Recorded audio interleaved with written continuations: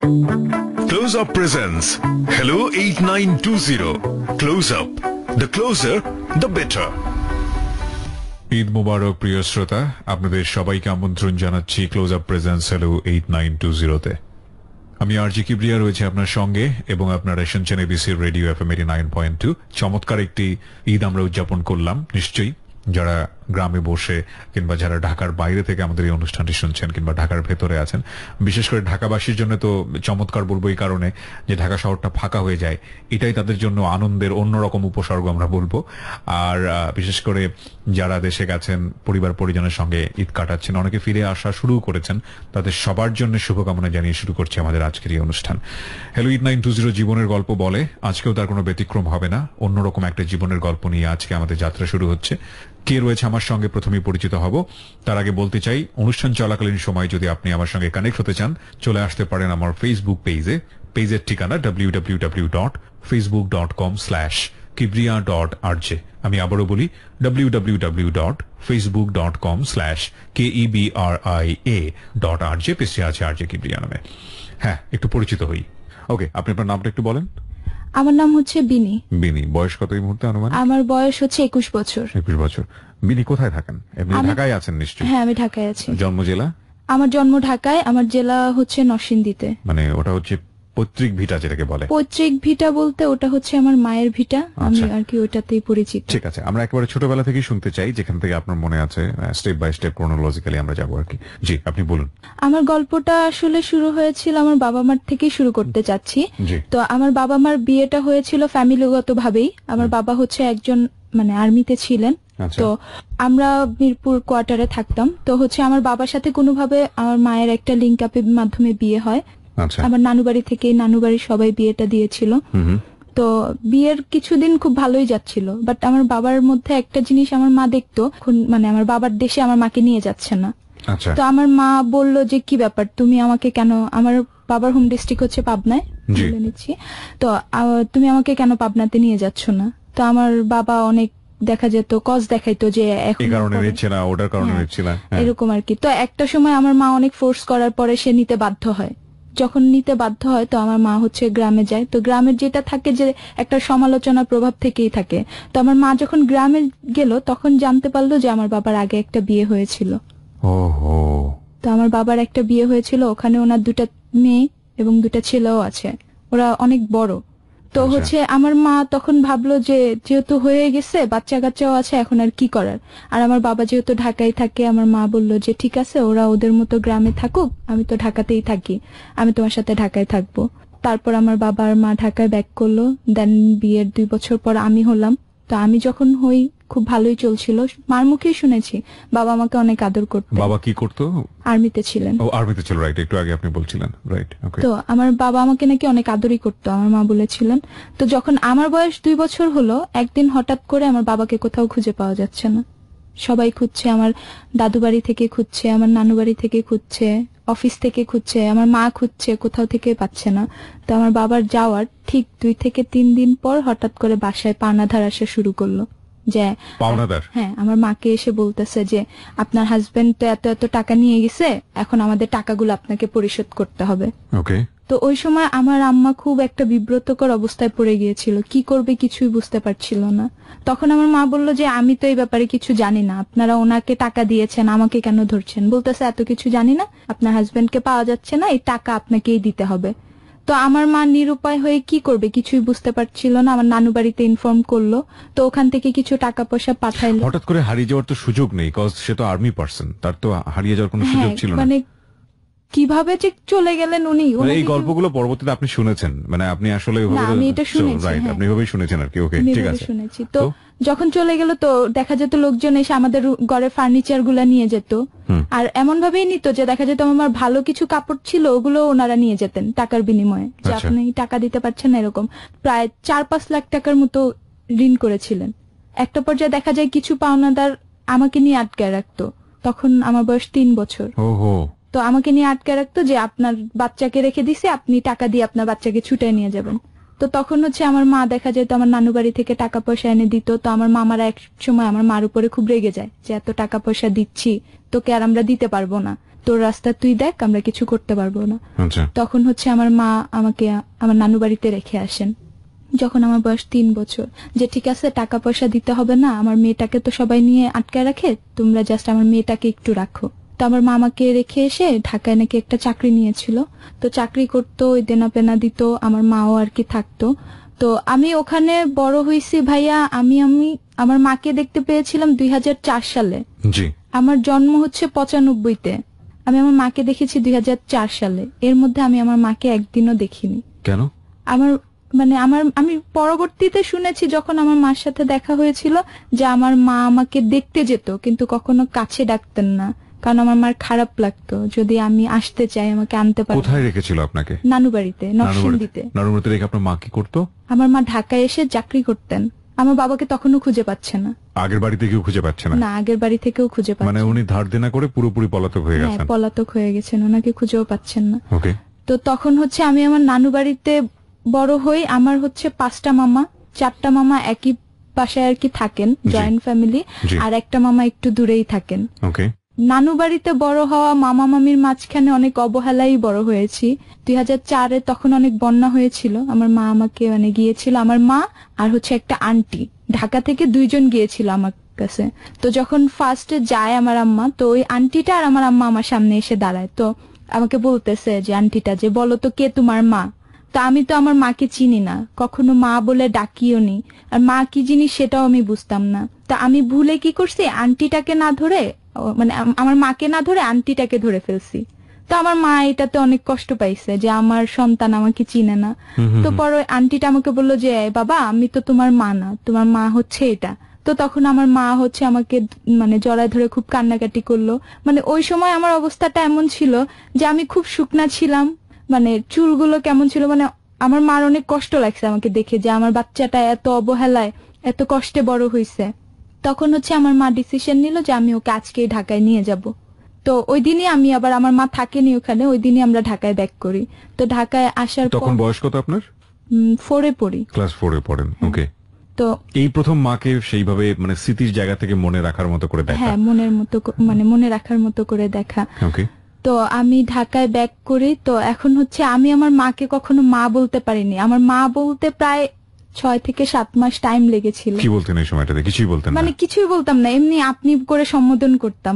মা বলতে আমার লজ্জা লাগতো। ছোটবেলায় কখনো মা ডাকিনি, মা কেমন হয় বা মায়ের আদরটা কেমন হয় ওটাও কখনো পাইনি, মা কি জিনিস বুঝতাম না। তো ওই তখনই এখানে একটু ইন্টারাপ্ট করতে চাই প্রিয় শ্রোতা আপনাদের সবাইকে, যে আজকে যার গল্পটা এখানে আমরা প্রচার করছি, বিনির জীবনের গল্প। ওর বয়স মাত্র 21 বছর, একটু আগেই বলছিল। বিনির জীবনের গল্প অনেককেই আজকে থমকে দেবে।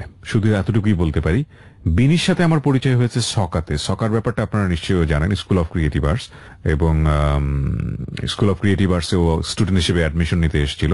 তো খানিকক্ষণ কথা বলার পরে আমি ওকে ইন্সপায়ার করি যে ওর স্টোরিটা আমাদের হ্যালো 8920-তে প্রচার করার মতো। তো তারপরে ও এসছে আমার অনুরোধে এই কথাগুলো বলার জন্য আপনাদের লাখ লাখ মানুষের কাছে। আর আজকে সেই কথাগুলো আপনাদের সামনে আমি উপস্থাপন করছি। বিশেষ একটা দিন, আমি বলবো ঈদের আমেজ আছে আমাদের মধ্যে, এবং অনুষ্ঠানের শুরুতেই একবার ঈদ মুবারক আপনাদেরকে জানিয়েছি, আবারও জানাচ্ছি। কিছু কিছু গল্প থাকে যে গল্পগুলো আমাদের জীবনের মোড়কে ঘুরিয়ে দেয়। আজকে বিনির গল্পটা সেরকমই। আশা করছি আপনারা মনোযোগ দিয়ে শুনবেন। বিনি, হ্যাঁ, তারপর মাকে আপনি বলছেন? হ্যাঁ, আপনি বলে সম্বোধন করতাম। তো এই ব্যাপারটা দেখতাম আমার মার অনেক কষ্ট লাগে। তো আমার মা আমাকে বলতো যে তুই কেন আমাকে মা বলিস না? তা আমি বলতাম, তো আপনি তো আমাকে রেখে আসছেন, আমি তো ওইভাবে মা কি জিনিস বুঝতাম না, আমি কখনো আমার ঠিক হয়ে যাবে। তো তখন আমি ভাবতাম যে আমার মা কষ্ট পাচ্ছে, থাক আমি মা বলেই ডাকি। আচ্ছা। তো আমি তখন থেকে আর কি শুরু করি মা ডাকা আর কি। তো দেখা যেত একবার ডাকতেছি, লজ্জা পাচ্ছি, আবারও ডাকছি, তো একটা সময় এটা জড়তাটা কেটে যায়। তো যখন মা বলে ডাকতে পারছি, তখন বুঝতে পারছি যে মা বলার শান্তিটা কি, যে এতদিন আমি কখনো কাউকে মা বলে ডাকিনি, মা দেখিও নি। তো যখন ডাকতে পারছি আমার অনেক ভালো লাগছে যে না, আমি আমার মাকে পাইছি, আমার মা আছে। তো আমার মা হচ্ছে চাকরি করতেন, বললাম না, তো আমার মা ভয় পেতেন যে আমাকে একা বাসায় রেখে যাবে, আমি একটা মেয়ে মানুষ। তো তখন হচ্ছে আমার মা একা থাকতেন। তো আমাকে ডিসিশন নিলেন যে তোকে একটা স্কুলে ভর্তি করে দেই। তো আমি হচ্ছে শাওরাপাড়া একটা স্কুলে ভর্তি হই। ওখানে ভর্তি হওয়ার পরে তখন আমরা মিরপুরেই থাকি, আমার মার সাথে মিরপুরে এসেছিলাম। তো ওখানে ভর্তি হওয়ার পরে আমার মা একা আর কি আমার বাসায় রেখে যেতে ভয় পেতেন। আচ্ছা।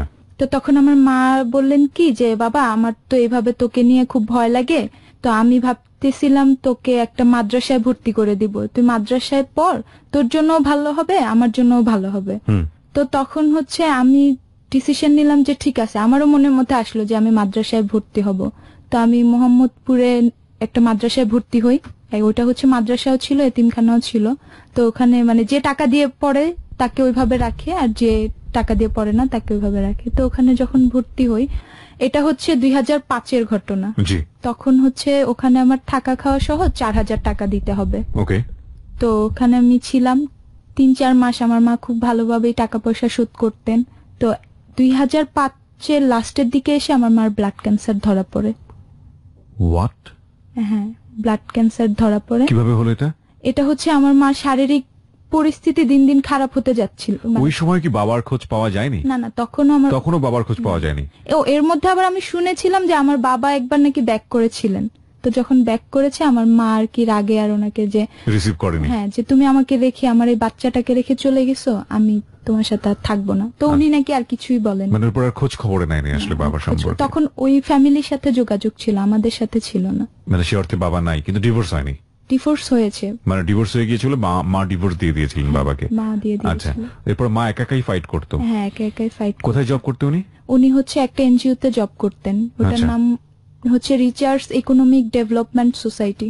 ওকে, তো ওখানে জব করতেন, যে পয়সাটা পেতো সেটা নিয়ে আপনার সঙ্গে থাকতেন? হ্যাঁ, আমার সাথে থাকতেন। 2005-এ এসে হঠাৎ করে মার ব্লাড ক্যান্সার ধরা পড়লো, কি ঘটনাটা কি ছিল?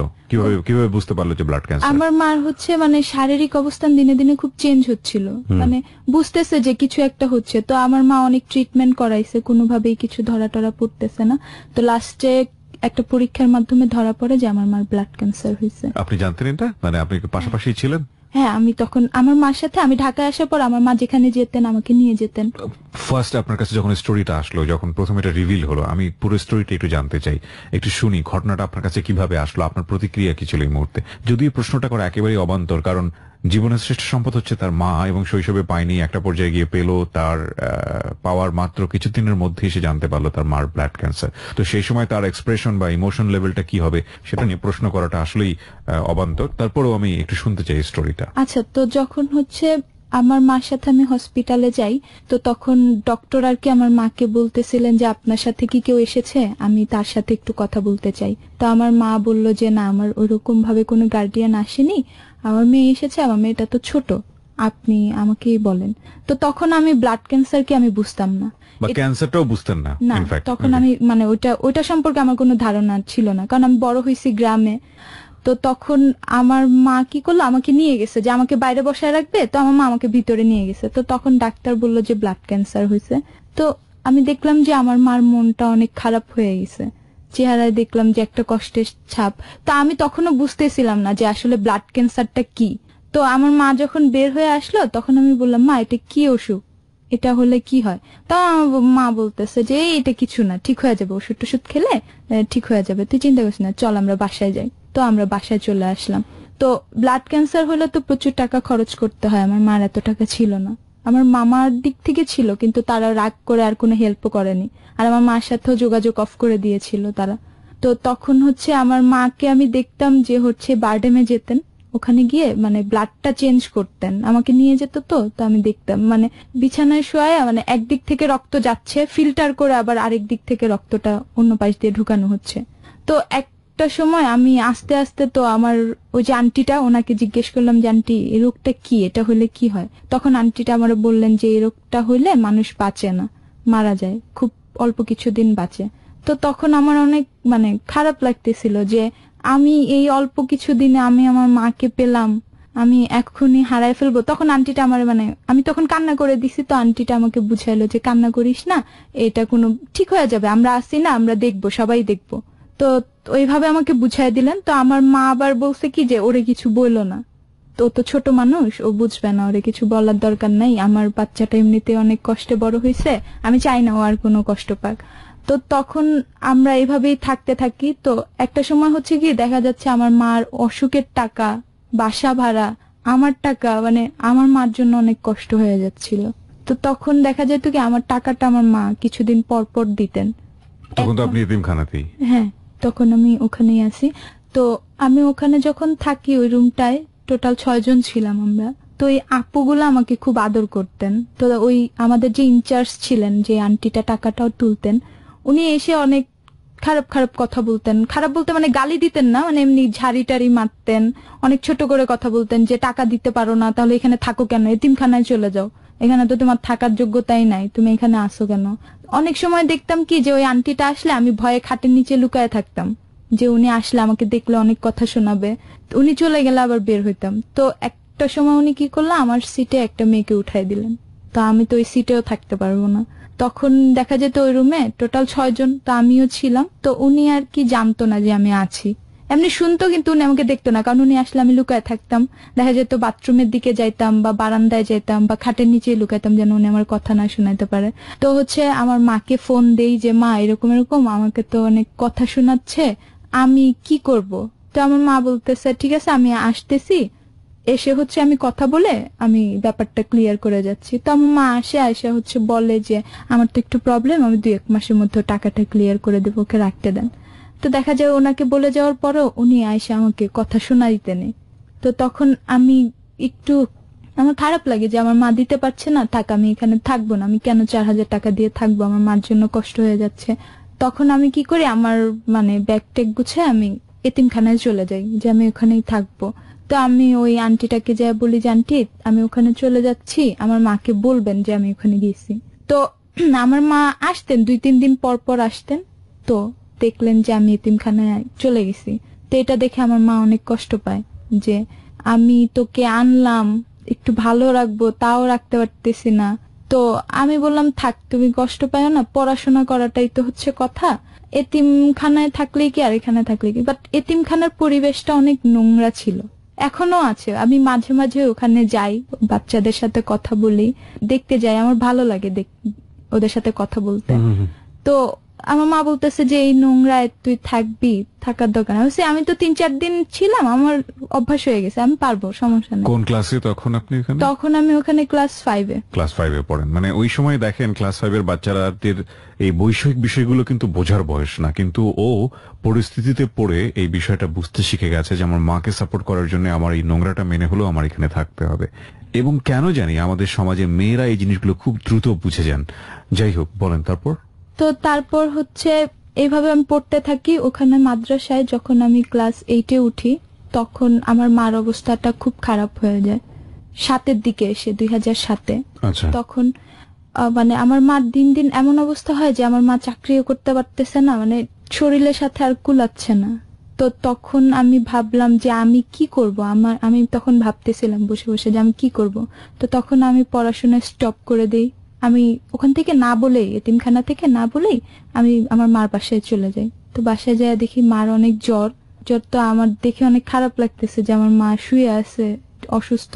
তো তখন আমি বললাম কি যে তোমার কাজ করার দরকার নেই, তুমি দেখো যে আমাকে কোথাও কাজে দেয়া যায় কিনা, আমি কাজ করি, তুমি থাকো।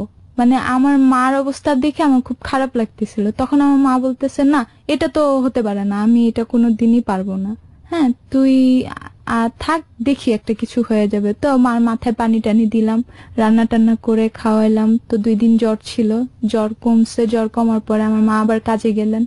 তো আবার কাজ থেকে আমার মার ওইটা ফার্স্ট টাইম ছিল কাজ, ওখানেই আমার মা লেগে বেঁধে ছিলেন, মানে অন্য কোথাও আর কখনো শিফট করে নাই। তো ওখান থেকে ওনারা অনেক হেল্প করতেন, ওনারা অনেক সাহায্য উঠে আমার মাকে দিতেন যেন আমার মার চিকিৎসাটা হয়, ওষুধটা যেন কিনে খেতে পারে।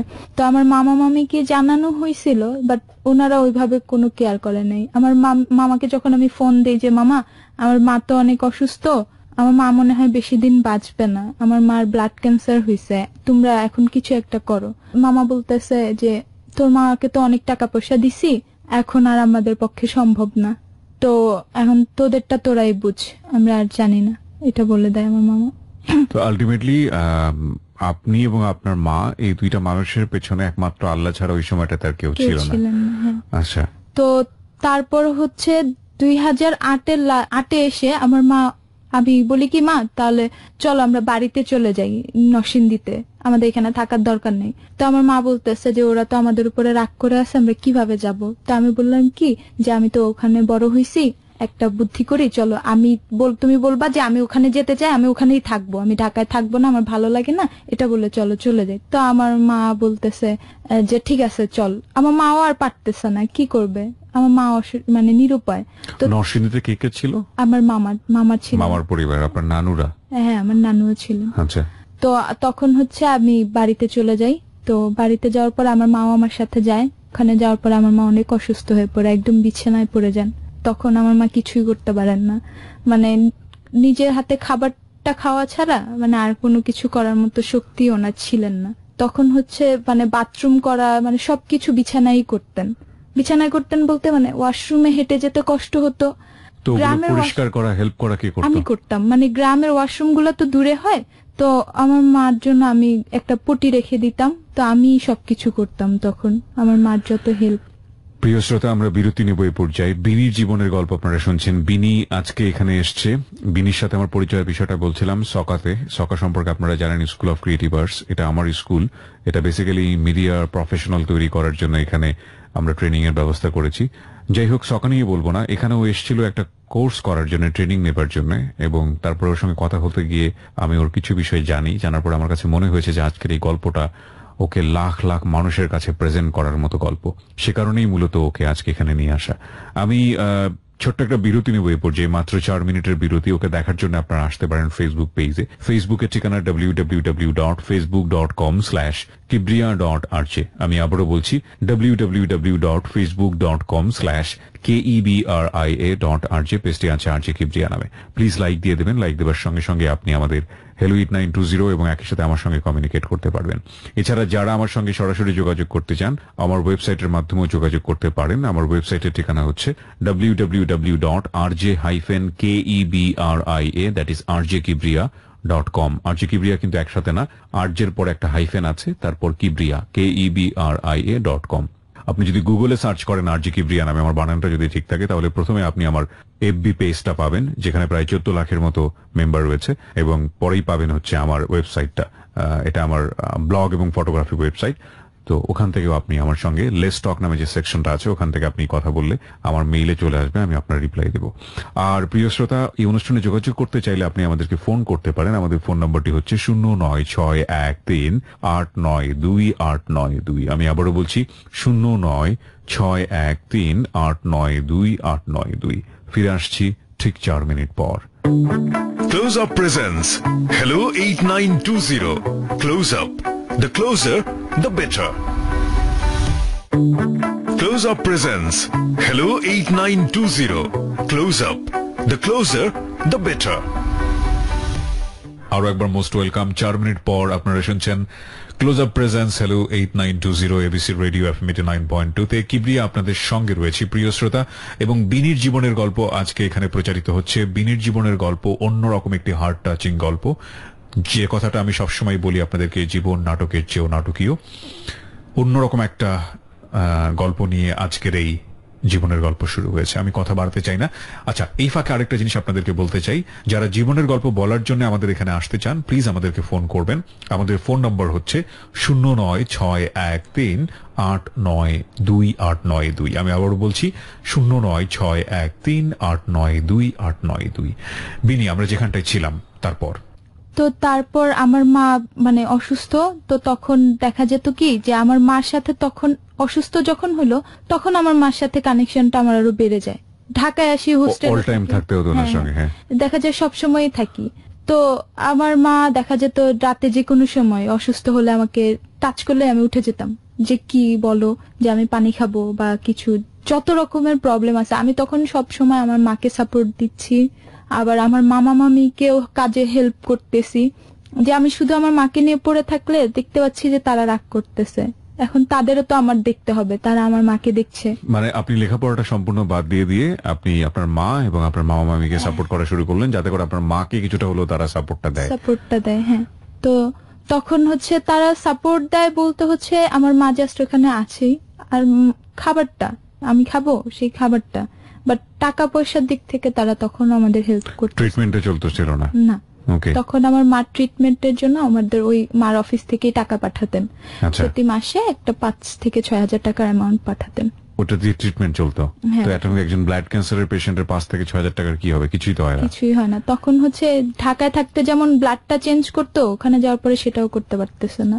তো একটা মানে গ্রামের একটা আন্টি এসে আমার মাকে বুদ্ধি দিলেন যে আপনি একটা হোমিওপ্যাথি ডাক্তার দেখাতে পারেন। তো আমার মা বলল যে ঠিক আছে দেখি কি আর করার। তো তখন আমার মা হোমিওপ্যাথি ডাক্তার দেখায়। তো ওইভাবে যাচ্ছে দিন। তো আমি দিন দিন দেখতেছি যে আমার মা কেমন যেন হয়ে যাচ্ছে। তো তারপরেও আমার মানে একদিক থেকে কষ্ট লাগতেছে, আবার আরেক দিক থেকে এটা ভাবতেছি যে না, আমার মা তো আমার কাছে আছে। তো আমাকে অনেকেই প্রশ্ন করতো যে আচ্ছা তুমি যে তোমার মার এত কিছু করতেছো, বাথরুম থেকে শুরু করে গোসল। আমার মা আবার তখন কি করতেন, মানে গোসল করতে কল চাপতে পারতেন না, ঠান্ডা পানি দিয়ে গোসল করতে পারতেন না, আবার গরম পানিও সহ্য করতে পারতেন না। তো আমি কি করতাম, গরম পানি নিয়ে রোদে বালতিতে রেখে দিতাম। আচ্ছা। তো রোদের তাপে যতটুকু গরম হইতো ওইটুকু দিয়ে আমি আবার গোসল করাতাম। গোসল করা দেখা যেতাম, মার মাথা মুছায় দেওয়া, মানে মার প্রপার যত যত্ন আছে আমি করতেছিলাম। তো এটা দেখে অনেকে আমাকে বলতো যে তুমি কি কখনো বিরক্ত হও না, তোমার কি কষ্ট লাগে না? আমার মা মানে বিছানায় ছিলেন 6 মাসের মতো। তো পুরা 6 মাসে আমি আমার মার খুব কেয়ার করছি। তো তখন আমি বলতাম যে না, আমার কেন খারাপ লাগবে, আমার মার তো আমি ছাড়া কেউ নাই, এখন আমাকেই তো দেখতে হবে।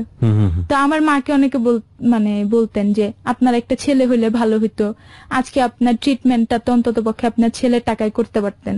তো আমার মা তখন মানে হাসি দিয়ে বলতেন যে আজকে যদি আমার ছেলে হইতো তাহলে যে আমি যে এখন এত অসুস্থ, আমাকে এই অবস্থায় কে দেখতেন, তাহলে আমার মেয়েই ভালো। আমার মা এটা বলতো।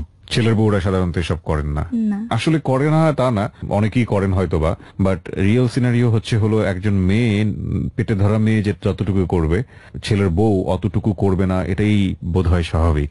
জি বলুন। তারপর মার এইভাবেই দিন যাচ্ছিল।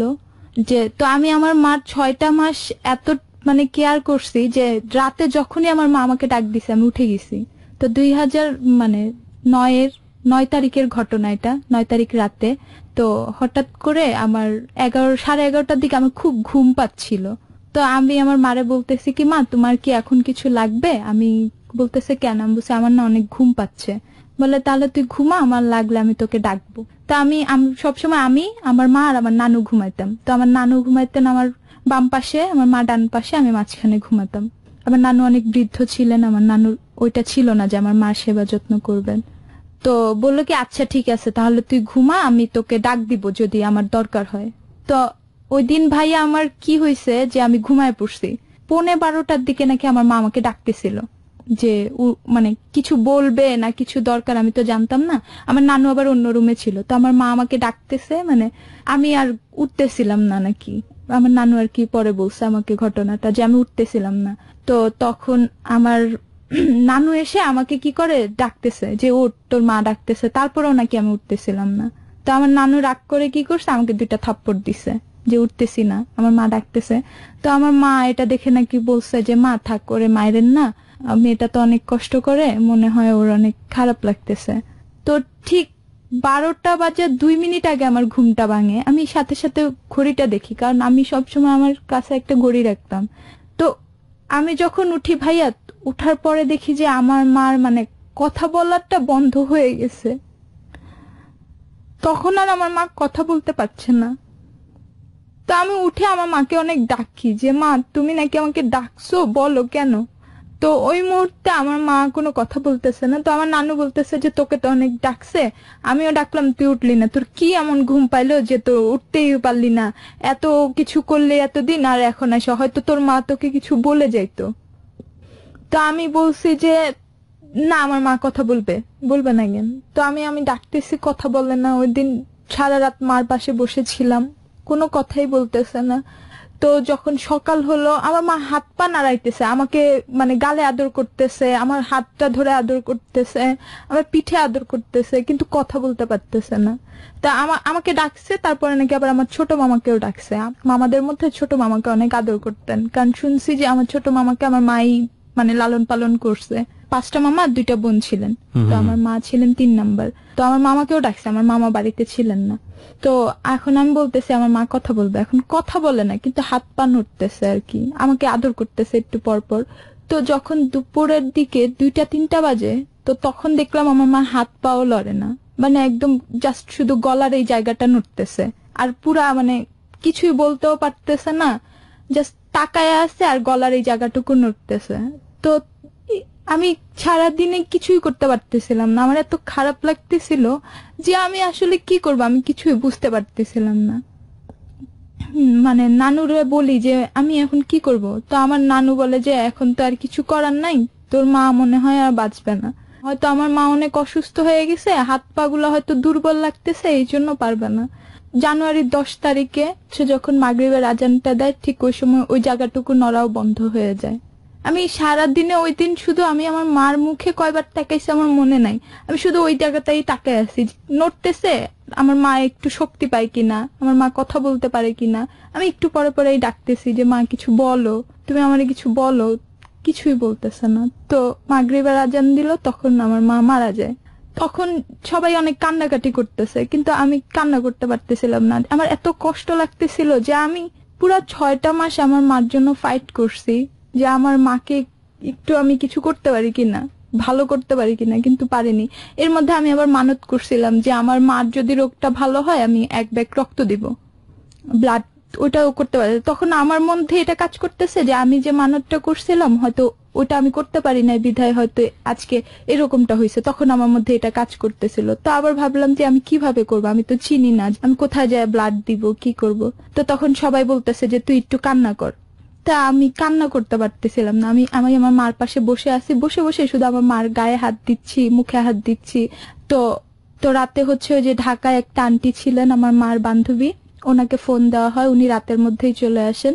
তো সকালে গোসল করাইতে নিয়ে যাবে, তো আমি বলছি আমিও যাব সাথে, আমি ধরবো আবার মাকে। তো আমি আমার মারে ধরে নিয়ে যাই, নিয়ে যাওয়ার পরে গোসলও করায়, ওখানেও ছিলাম, যখন কাফন পরানো হয় তখনও আমি ছিলাম। তো যখন কবরস্থানে নিয়ে যায় তখন আমার মধ্যে কাজ করতেছিল যে আমার মা তো চলে যাচ্ছে, সারা রাত ছিল, কিন্তু তখন আমার মধ্যে মানে কাজ করতেছে যে আমি তো আর রাখতে পারলাম না আমার মাকে, আমার মা তো চলেই যাচ্ছে। তখন আমার মানে এটাই কষ্ট লাগতেছিল যে আমি এত অল্প দিনের জন্য আমার মারে না পাইলেও হইতো, যে অল্প কয়টা দিনের জন্য পাইছি আমি আমার মার মমতাটা ওইরকম পাই নাই, দূরে দূরেই ছিলাম। আর যখনই পাইছি আমার মাটা অসুস্থ ছিল, ওই সময় আমার মা আমাকে কি আদর করবে, তারপরও যতটুকু পারছে করার চেষ্টা করছে। তো তখন হচ্ছে আবার মাকে নিয়ে গেল, মাটি দিল, আমি কবরস্থানে আর যাই নাই, গোসল করাইছে, পানি টানি লাগছে, আমি গোসলটা করে আসছি। করে যখন আমি আমার নানুর রুমে ঢুকলাম তখন আমার সবচাইতে বেশি কষ্ট লাগতেছিল যে যে জায়গাটা আমার মা শুয়েছিল ওই জায়গাটা এখন ফাঁকা। তা আমি কি করলাম, ওখানে বসে বসে আমি একাই মানে জোরে কাঁদতেছি না, চুপ চুপ করে আর কি কাঁদতেছি, আমার চোখ দিয়ে শুধু পানি পড়তেছে। তো ওই আন্টিটা আসলেন, এসে বললেন কি যে ঠিক আছে এখন তো তোর আর কেউ নাই, আমার সাথে চল, আমি তোকে দেখবো। কোন আন্টিটা? আমার মার বান্ধবী। মার বান্ধবী, যোগাযোগ ছিল ওনার সঙ্গে ফ্যামিলির? হ্যাঁ। তো আমার মামারা বললেন যে না আমরা আছি, আমাদের ভাগ্নি আমরাই দেখবো, ওর যেতে হবে না, আমাদের কাছেই থাক। তো তখন উনি তো আর জোর করতে পারেন না, আমার মামারা যেখানে বলতেছে। তো আমার আন্টি কি করলো, ওনার নাম্বারটা আমাকে দিয়ে আসে যে তুই আমার নাম্বারটা রাখ, যদি কখনো তোর মনে হয় যে তুই এখানে থাকবি না তুই আমাকে ফোন দিস, দিয়ে চলে যাইস। তা আমি ওনার নাম্বারটা রেখে দিছি। তো আমার মা মারা যাওয়ার পর আমি আমার মামা মামির কাছেই ছিলাম। প্রথম 1 মাস খুব ভালোই ছিল, আমার সবাই আমার খুব কেয়ার করতো।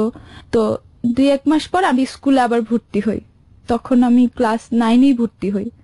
ভর্তি হওয়ার পরে তো তখন দেখলাম কি হঠাৎ করে আমার মামা মামির মধ্যে আবার চেঞ্জ চলে আসে। তো আপনার বিষয়? হ্যাঁ। তো আমার 4টা মামা একটা বাড়িতে ছিলেন, তো আমি ওই যৌথ ফ্যামিলিতেই ছিলাম। তো ফার্স্টে আমি হচ্ছে আমার বড় মামার কাছে থাকি, তো আমি আমার বড় মামার এখানে কাজ করি, আর 3টা মামি দেখে ওনারা কানাঘুষা করে যে মানে যৌথ ফ্যামিলিতে। ও আচ্ছা, মানে যৌথ ফ্যামিলি বলতে 4 জন একই বাড়িতে থাকে কিন্তু যার যার সংসার আলাদা। ও সংসার আলাদা, আচ্ছা। তো এটা দেখে আমার মানে অন্যান্য মামিরা যে ও তো সারাদিন কাজ করে, পড়াশোনা করে না, ওরে পড়াশোনা করা মেয়েটারে অনেক কষ্ট দেয়, এরকম বলে। তো আমার মামির শোনায় ওনার অনেক কষ্ট লাগে যে আমাকে এভাবে বলে। আচ্ছা ঠিক আছে, উনি আমাকে বলে ঠিক আছে তোর আমার এখানে থাকা লাগবে না, তুই এখান থেকে চলে যা, ও অন্যদের ঘরে যা, আমি জানি না তুই কার ঘরে যাবি কিন্তু তুই চলে যা, ওরা সবাই এরকম বলে। তো এর মধ্যে হয় যে আমি আমার বড় মামার কাছে যখন ছিলাম, একদিন হচ্ছে আমার মামি বাসায় ছিল না, আমার বড় মামা আমার সাথে কিছু একটা করতে চায়। এখানে একটু একটা পজ দিতে চাই প্রিয় শ্রোতা। গল্পটা আসলে এতক্ষণে শুরু হলো, এতক্ষণ ধরে যারা বিনিকে শুনছিলেন, অর্ধেকের কাছাকাছি আমরা সময় অতিবাহিত করে ফেলেছি হ্যালো 8920-তে। অত্যন্ত হৃদয় বিদারক একটা পরিস্থিতি, কিন্তু গল্প আসলে এখন থেকে শুরু হলো, এটুকুই শুধু বলার জন্য একটা পজ নিয়েছিলাম। তো তখন হচ্ছে আমার মামা যাই হোক কোনো কারণে করতে পারেনি, তো আমি ওই দিন অনেক কান্না করছিলাম যে আমি আমার লাইফে ফার্স্ট টাইম এরকম একটা ঘটনা, আবার আমার মামার থেকে আমি এটা কখনো আশা করি নাই।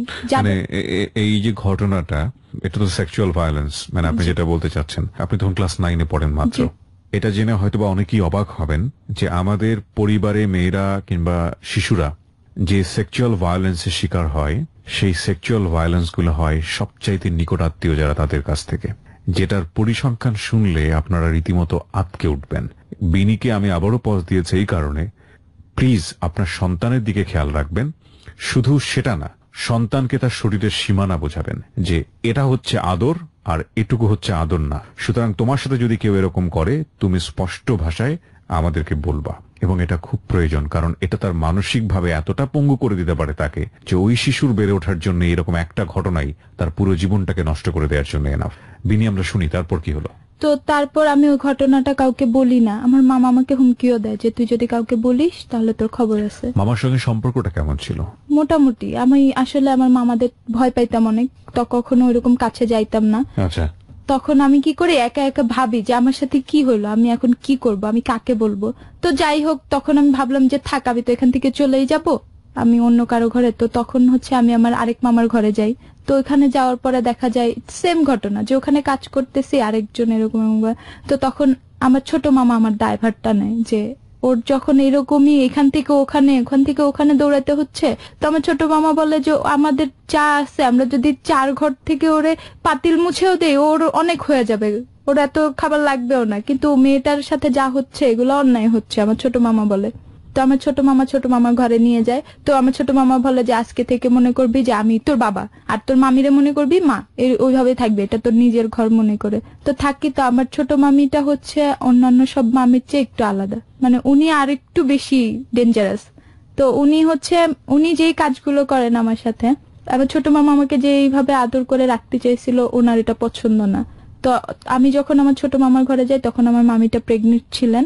তো আমি আমার মামির টেক কেয়ার সবকিছুই করতাম। তো দেখা যেত আমার মামি টেক কেয়ার করে রান্না বান্না করে আমার স্কুলে যাইতে লেট হইতো, আমি স্কুলে পড়তে পারতাম না, স্কুল থেকে মাইর খেতাম। তো আমার স্কুল থেকে বিচার আসতো যে ও তো পড়াশোনা কিছুই করে না, আপনারা কি ওকে পড়তে দেন না। তো তখন হচ্ছে আমার মামি এটা শুনে খুব রাগ হয় যে কি, তার মানে আমার ঘরে কাজ করতেছে এই জন্য এরকম, ঠিক আছে। তো তখন আমার মামি অনেকভাবে আমাকে তাড়ানোর চেষ্টা করে, তো পারে না। এর মধ্যে উনি যে স্টেপটা নেয়, উনি একবার আমার গায়ে আগুন লাগাই দেন। মানে হচ্ছে উনি আমার উপরে রাগ করে, আবার মামা মামির মধ্যে ঝগড়া হয়। তো ঝগড়া হওয়ার পরে আমার মামি রাগ করে আমার গায়ে, আর কি আমরা রান্না করতেছিলাম, আমিও ছিলাম আমার মামিও ছিল, তো উনি আমার অন্যায় আগুনটা লাগান। তো অন্যায় আগুনটা আবার পায়জামায় লেগে যায়। তো আমি ওইটা নিবাতে গিয়ে আমার পায়জামায় যে আগুন লেগে যায় আমি খেয়াল করিনি। তো তখন আমি হচ্ছে জাস্ট ওখানে দাঁড়ায় লাফাইতেছিলাম, আমার বাম রানটা এখনো পোড়া আছে, বাম রানের অংশটা অনেকখানি পোড়া। তো তখন হচ্ছে আমার লাফাইতেছে, উনি আমাকে জাস্ট বলতেছে তুমি থামো, বাট আমার ওই দিক থেকে আগুন লাগছে, মানে আমার চামড়ায় লাগতেছে, আমি বুঝতেছি যে কতটা কষ্ট লাগতেছে, মানে আমার ওই সেন্স নাই যে আমি থামবো। উনি বলতেছে তুমি থামো, উনি কিছু একটা দিয়ে আগুন নিভাবেন। তো ওই মুহূর্তে আমার একটা মামাতো ভাই ওই দিক দিয়ে ওয়াশরুমে যাচ্ছিলেন, ওর হাতে ছিল মানে একটা বদনা, তো পানি ছিল, ও দূর থেকে পানিটা মারার পরে আগুনটা নিভে যায়। তো নিভে যাওয়ার পরে হচ্ছে হসপিটালে নিয়ে যাওয়া হয়। তো ওখানে ট্রিটমেন্ট করায় দেয়, বাসায় আসি। বাট বাসায় আসার পরেও যে আমি আমার পা পোড়া, আমি রেস্ট নিব, ওটা পসিবল না, মানে আমাকে কাজ করতেই হবে। তো আমি ওইভাবে যেভাবেই পারি আমি কষ্ট করে করতেছি। কি কাজ করতেন? ঘরকন্যা কাজগুলো? হ্যাঁ, রান্না বান্না, ঘর মুছা, মানে সবকিছু, মানে ওনার যত কাজের বুয়ারা যে কাজটা করে উনি সেভাবে, মানে একদম সব। তো আমার মামা এটা দেখে আমার মামার খারাপ লাগে যে ও তো এখন অসুস্থ, এখন অন্তত পক্ষে ওরে 2টা দিন রেস্ট দাও। তা আমার মামি বলে আমি কি ওরে বলি নাকি কাজ করতে, ওনা নিজে থেকেই করে, কিন্তু আমার মামার সামনে কখনো বলে না, অগোচরে বলে। আমার তো এখানে কিছু করার নাই যে আমার মামির কথা শুনবো না, আমার মামার কথা শুনে আমি চুপ করে থাকবো। আর মামা কতক্ষণই বা ঘরে থাকে। তো কাজ করি, তো দেখা গেল এরকম হয়। তো আমার মেজো মামা এর মধ্যে কি করে যে আমি অসুস্থ দেখে আমার মামা বলে ঠিক আছে তাহলে তুই আমার ঘরে চলে আয়। তো তো আমি আমার মেজো মামার ঘরে চলে যাই। ওখানে যাওয়ার পর আমার কাজের চাপটা কমে যায়, যে তখন দেখা যায় আমার ঘরের কোনো কাজ করতে হয় না। আমার মামির 4টা ছেলে, 2টা ছেলে ছোট, আমি ওদের জাস্ট দেখাশোনা করতাম, ওদের সাথে খেলা করা, ওদের পড়াশোনা করা, ওদের স্কুলে নিয়ে যাওয়া, এই কাজগুলো শুধু আমি করতাম। তো এদিকে আমার পড়াশোনাটাও হচ্ছে। তো আমি এদিক থেকে ক্লাস 10-এ উঠে যাই। ক্লাস 10-এ উঠে তো আমার পড়াশোনাও তখন হচ্ছে, ওদের টেক কেয়ার করি। তো ওই দিক থেকে আমার ছোট মামির এটা দেখে আবার হয়তো ওনার অনেক খারাপ লাগে। তো উনি এর মধ্যে যে কাজটা করে, আমি আমার মেজো মামার ঘরে প্রায় 4 মাসের মতো থাকি। তো তখন উনি কি করে, একদিন আমার মেজো মামার ঘরে এসে আমার মেজো মামির কানের দুল চুরি করে নিয়ে যায়। নিয়ে যাওয়ার পরে এখন বলে যে আমি নাকি চুরি করছি, দোষটা আপনার উপরে চাপায়। হ্যাঁ, যে আমি চুরি করছি। তো তখন আমার মেজো মামিটা আসলে অনেক ভালো ছিল। তো আমার মামিটা বলতেছে যে না, ওই কাজ করতে পারে না। যেই মেয়ে ঘর ঝাড়ু দিতে গেলে 2 টাকা পাইলে এসে আমার বলে মামি আমি 2 টাকা পাইছি, নেন 2 টাকা, সে আমার কানের দুল চুরি করবে, এটা আমি বিশ্বাস করি না। আমার মামি এইভাবেই বলছে যে আমি বিশ্বাস করি না। বলতেই থাকে, দেখা যায় আরো 3 জন মিলে বলতেছে। উনি তো একটা মানুষ, উনি কতক্ষণ সহ্য করবেন। তো তখন আমার মামি ডিসিশন নিলেন যে এটা যাচাই করবেন যে কে করছে। তো আমার মামি বললো ওর তো আর আহামরি কিছু নাই, ওর কিছু কাপড় চোপড় আছে, একটা ব্যাগ আছে, তো ওইটা চেক করা হলো, দেখলো যে না ওখানে কিছু পায়নি। তো এখন আমার ছোট মামি বলতেছে এটা কি আর ওইখানে রাখছে, ও এটা ঠিকই বিক্রি করে দিছে। এখন সবার কথা যে ও যদি বিক্রিও করে দিয়ে থাকে, ও যাবে, ও গেলোটা কখন বাসা থেকে, রাইট, আর ও গেলোটা কখন, মানে এই পয়েন্ট গুলো মিলাইতেছে আমার মামি। পরে মানে আমার মামি একা একা মিলাইতেছে যে ও গেলোটা কখন। আর ও যদি যায়ও, একটা স্বর্ণ বিক্রি করা তো আর মুখের কথা না। রাইট, ও টাকাটা এনে ও রাখলোটাই কই, আর ওর টাকাটা দিয়ে করবেটাই কি। আচ্ছা আমি কয়েকদিন ফলো করলে আমি বুঝতে পারবো ওর চাল চলন। তো আমার মামি দেখতেছে নর্মালি আমি যেমন তেমনই চলতেছি, আমার মধ্যে কোনো ইয়া দেখলো না। তো তখন আমার মামি আমার মামাকে জানায় যে কই আমি তো ওরে ফলো করলাম, ওর মধ্যে তো ওইরকম কিছু দেখতেছি না আমি। তো তখন হচ্ছে এর মধ্যে আমার ছোট মামা আবার বিষয়টা ধরতে পারে যে এটা আমার মামি করছে। আমার মামির একটা মানে ডয়ারে কানের দুলটা পায়। তো তখন হচ্ছে আমার মামা বলে যে এটা তো তুমি করছো, এই মেয়েটার সাথে এরকম করার মানেটা কি? মেয়েটার তো কেউ নাই, ও তো অসহায়, আমরাই তো ওর সব, তো ওকে থাকতে দাও না এইভাবে। তো আমার মামি বলতেছে যে না, আমি তো ওরে কখনোই থাকতে দিব না, ওর হয়তো যদি বাড়ি থেকে যায় ও শান্তি পাবে, আর নাহলে বাড়িতে থাকলে ওর এগুলোই অশান্তি ভোগ করতে হবে। তো তখন হচ্ছে আমার মামা আমাকে ডাইকা নিয়ে বলতেছে কি যে তুই হচ্ছে এখান থেকে চলে যা, তোর এখানে থাকার দরকার নেই। আমার মামা আমাকে, তা আমি বললাম যে মামা আমি তো কিছু চিনি না, আমি বড় হয়েছি এখানে, আর আমি কয়েক বছরের জন্য ঢাকায় গেছি 2-3 বছর, আমি তো ওইভাবে কিছু চিনি না, আমি কই যাব।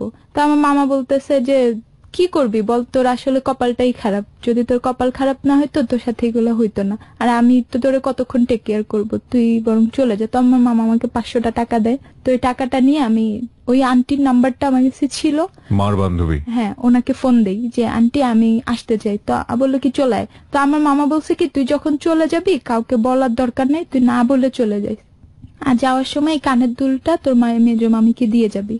তা আমি বলছি আমি কানের দুল আপনি কই পাইছেন? আমি আমার মামারে প্রশ্ন করলাম যে আপনি কই পাইছেন? আমি কই পাইছি ওইটা তো জানার দরকার নাই, যাওয়ার সময় দিয়ে যাই।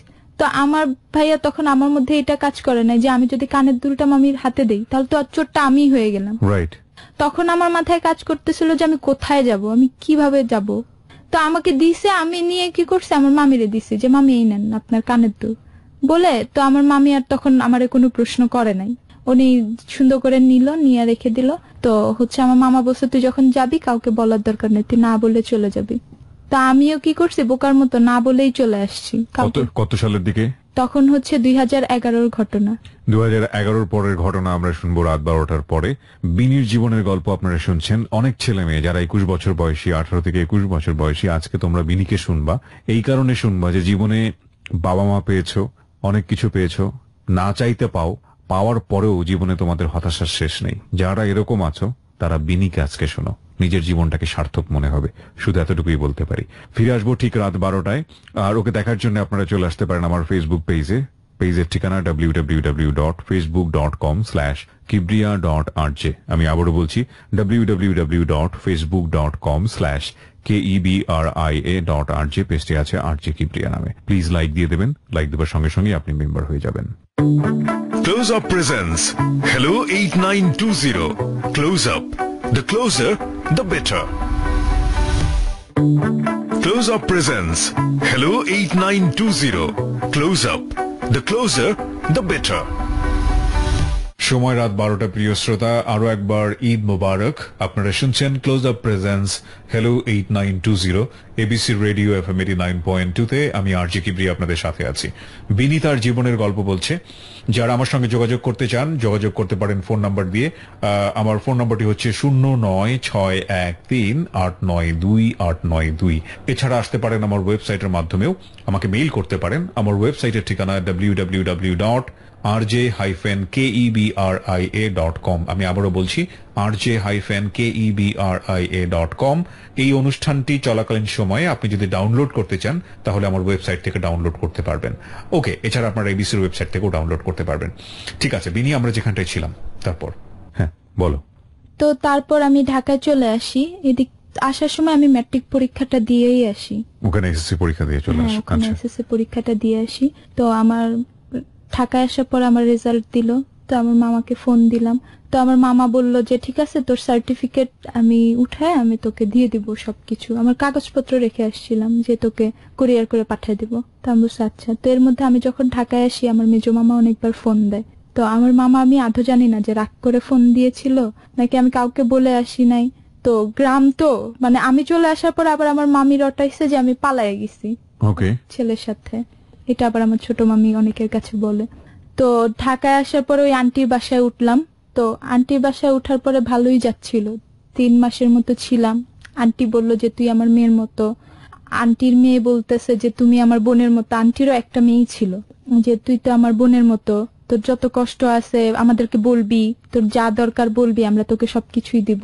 তো ওনার বাসায় থাকা অবস্থায় আমার মনে হলো যে আমি তো বড় হয়েছি, আমি একটা জব খুঁজি। তো তখন হচ্ছে আমি একটা জব খুঁজে একটা জব পাই। তো এর মধ্যে আপুটার আবার বিয়ে হয়েছিল আপুর। তো আপুর হচ্ছে কি আপুর একটা হাজবেন্ড ছিলেন। তো ওনার ফ্যামিলির সাথে অনেক ভালোভাবেই ছিলাম, অনেক হাসি খুশিতেই ছিলাম। এর মধ্যে হতো কি যে আপুটা সারাদিন আমাদের বাসায় থাকতেন। উনি আলাদা বাসায় থাকতেন, জাস্ট রাতে গিয়ে ওখানে থাকতেন। আর সারাদিন ভাইয়াটা হচ্ছে স্টক লটের ব্যবসা করতেন। আপু তখন প্রেগনেন্ট হন। তো দেখা যেত ভাইয়ার খাবার দেয়া, তারপরে হচ্ছে ভাইয়ার কিছু কাপড় চোপড় ধোয়া টোয়া, মানে ওগুলো আমি করতাম। তো ওনার বাসায় আসার পরে ওনার কাজ আমি করতাম। কিন্তু ঢাকার কাজ আর গ্রামের কাজের মধ্যে তো অনেক পার্থক্য। আমার ওরকম কষ্ট লাগতো না, করতে পারতাম। তো তখন হচ্ছে ভাইয়ার সবকিছুই আমি করতাম। যেটা হলো যে আমাকে মানে ভাইয়াকে মানে আবার ডাইকা তুলতে হতো ওনার বাসায় গিয়ে। উনি থাকতেন নাহার বেকারি, আর আপুর বাসা ছিলেন হচ্ছে ইব্রাহিমপুরের ওখানে। তো আমাকে পাঠায় যে যা তুই একটু তোর ভাইয়ারে ডাইকা তুইলা দিয়ে। তো আমি তুইলা দিয়ে একটা ডিম ভাজা দিয়ে আসবি, তো খাওয়া টাওয়া শেষ হলে তুই চলে আসিস। এই ভাইয়া মানে হচ্ছে আম্মুর বান্ধবীর মেয়ের হাজবেন্ড। মানে হচ্ছে সম্পর্কে হচ্ছে আপনার দুলা ভাই।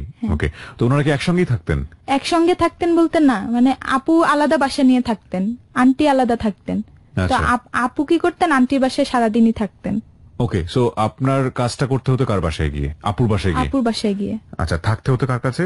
আন্টির কাছে। ওকে, পাশাপাশি ছিল নাকি? হ্যাঁ। ওকে। তো আমাকে বললো কি যে তুই যা তো ভাইয়াকে খাওয়ায় আর রাইখা চলে আসিস। তো আমি হচ্ছে ওই দিন যাই বাসায়। তো যাওয়ার পরে দেখি ভাইয়া ঘুমাইতেছে। দরজা নক করলাম, খুললো। যে কি হয়েছে? আমি বলছি আপু তো পাঠাইলো, বলছে তোমারে খাবার দিতে, খাইয়াতে তোমারে বলছে কাজে যাইতে। আমার বলছে ঘর লক করে চলে যেতে। বলে কি আচ্ছা ঠিক আছে, তাহলে তুই খাবার রেডি কর, আমি আসতেছি। তো আমি রান্নাঘরে খাবার রেডি করতে গেলাম। উনি কি করলো, পিছন দিক থেকে এসে আমাকে জড়ায় ধরে। তো আমি ভাইয়াকে বলতেছি যে ভাইয়া এই সব কি, তুমি এইগুলো করতেছো কেন? আমি ভাইয়াকে তুমি করেই সম্বোধন করতাম। তো বলতেছে আরে এইগুলা কোনো ব্যাপার না, কেউ জানবে না, তুই আর আমিই জানবো। আমি বলছি না না, আমার পক্ষে এটা তো সম্ভবই না, এটা কোনো কথা হইলো নাকি? আর এটা ঠিক না, তুমি যদি এরকম করো আমি আপুকে বলে দিব। আমি এটা বলছি যে আমি আপুকে বলে দিব। তো বলতেছে তুই যদি তোর আপুরে বলিস তাহলে মনে রাখিস তোর অনেক খারাপ অবস্থা হবে। আমাকে বলতেছে কিবরিয়া ভাইয়া, ওই দিন আসলে আমার পক্ষে পসিবল হয় নাই নিজেকে টেক কেয়ার করার। তো যেভাবেই হোক ওনার সাথে আমার হয়েই যায়। তো তখন আমার অনেক মানে বেসিক্যালি হি রেপড ইউ। আমি যদি মানে খুব রাফলি কথাটা বলি, উনি আপনাকে বাধ্য করেন, তার মানে তো এটাকে আমরা যেটা জানি যে রেপ করা, এটা করে আর কি। এবার আপনি যেটা বললেন যে নিজের পরিবারের মামার হাত থেকে যেভাবে হোক সেফ হয়েছিলেন, কিন্তু এখানে আপনি সেফ হতে পারেননি। তো তখন হচ্ছে আমি ওখান থেকে জাস্ট বের হয়ে আমি কান্না করতেছিলাম, আমি আর বাসায়ও যাচ্ছি না। তো আমি তো তখন ফোন টোন ইউজ করতাম না, আপু আবার আমার খুঁজতেছিল, বাসায় আসছে, বাসায় এসে দেখে আমি নেই। তো ভাইয়ারা নাকি জিজ্ঞেস করছে, ভাইয়া বলছে কই, ও তো আসেই নাই বাসায়, ভাইয়া নাকি এটা বলছে। তো আমি সারাদিন মানে ভাবতেছিলাম যে আমি কি করব, আর আমি ভাবতেছিলাম যে আমার সাথে কেন এরকম হচ্ছে, সবাই যেভাবে যাচ্ছে আমি সেইভাবেই চলতেছি, কিন্তু আমার সাথে তো আমি বিষয়টা স্বাভাবিক ভাবে নিতে পারি না, আমার অনেক খারাপ লাগে। তো তখন আমি বাসায় যাই, বাসায় যাওয়ার পরে আমাকে অনেক বকাঝকা করে যে তুই কই গেছিলি, না বললা চলে গেছিস, তোরে পাঠালাম তোর ভাইয়ারে উঠাইতে, তোর ভাইয়ারও উঠাস নাই কিছু না। পরে আমি বলি কি আপু তোমার সাথে আমার একটু কথা আছে। বলতেছে আমার সাথে কি কথা? পরে আমি বললাম যে এই ঘটনা, ভাইয়া এটা করছে। হ্যাঁ আমি বলছি। তো বলার পরে উনি বলতেছে যে ফাইজলামির একটা সীমা থাকে, ঠিক আছে, তোকে আমরা এখানে থাকতে দিচ্ছি তার মানে এই না তুই যা খুশি তাই বলবি, আমরা সেটাই বিশ্বাস করব। এটা সে বলল? হ্যাঁ। তো উনি তখন কি করে আমার একটা থাপ্পড় মারে। তো আমি বলতেছি যে আমি কেন মিথ্যা কথা বলতে যাব বলো, একটা মেয়ে কি কখনো তার এটা এরকম জিনিস নিয়ে কখনো মিথ্যা কথা বলে? আর আমার লাভটা কি তোমার মিথ্যা বলে? কি আমরা অনেক সুখে আছি, তো তোর এটা সহ্য হচ্ছে না, এই জন্য তুই আর কি এরকম করতেছিস। তো আমাকে অনেক গালিগালাজও করে, অনেক কিছু বলে যে হ্যাঁ এই জন্য। কি ভাইয়ার সামনে করে? না, ভাইয়ার সামনে করেন না। তো ভাইয়াকে বলছে কিনা আমি জানি না, আমি আদৌ জানি না। মানে আপনার সঙ্গে এই ব্যবহারটা করে? হ্যাঁ। তো উনি খালাম্মাকে বলে, তো খালাম্মা বলে যে আচ্ছা ঠিক আছে, যাক যা হয়েছে হয়েছে, ওরে তাই মাফ করে দে, ও না বুঝে বলছে, এটা বলে উনি ছাড়ায় নাই। তো তখন আমি ফার্স্ট জব করি, তো তখন ওই যে খালাম্মা আমার দিক থেকে সাপোর্ট দেয়াতে, তো তখন আর ওই মুহূর্তে আমার তো যাওয়ারও জায়গা নাই, আমি ঢাকায় আসছি, তো ওখানেই থেকে যাই যে আচ্ছা ঠিক আছে। তারপরে কি বোনের বাসায় গিয়ে কাজ করতে হতো? না না, বোনের বাসায় আমি যাইতাম না, মানে আপুই আমাকে রাগ করে আর ডাকতেন না। তারপরে পার্মানেন্টলি খালাম্মার সঙ্গে? খালার বাসায় থাকি।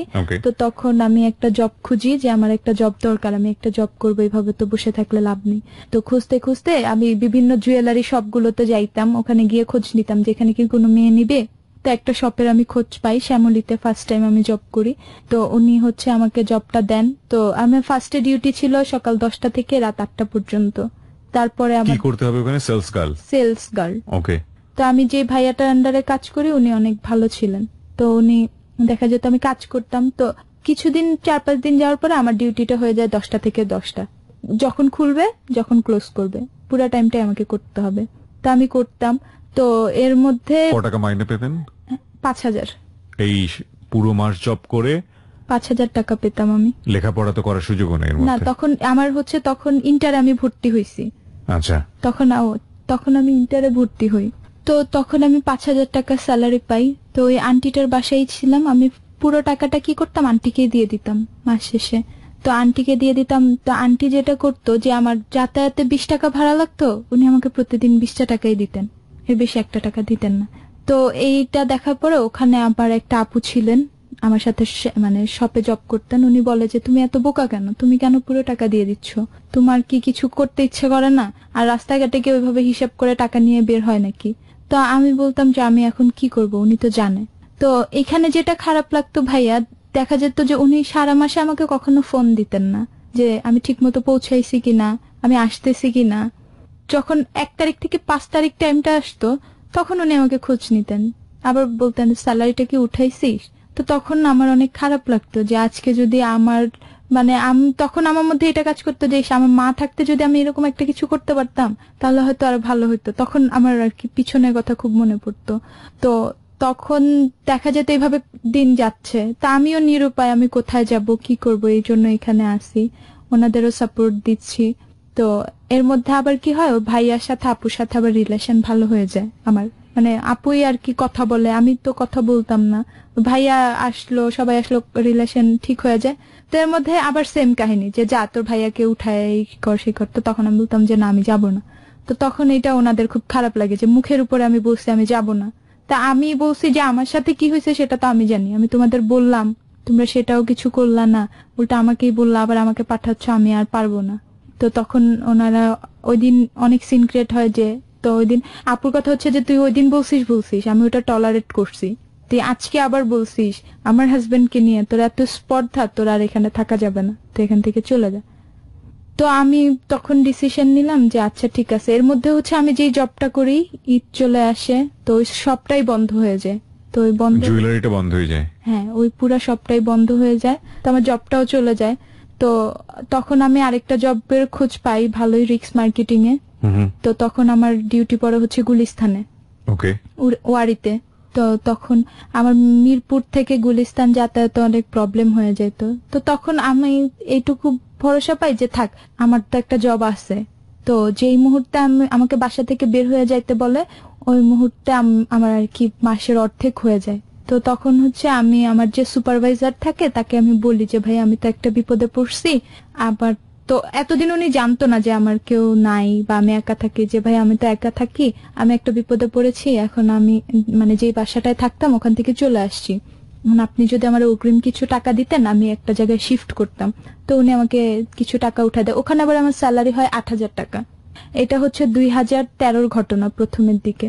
তো তখন আমি হচ্ছে এসএসসি পরীক্ষাটা দিব।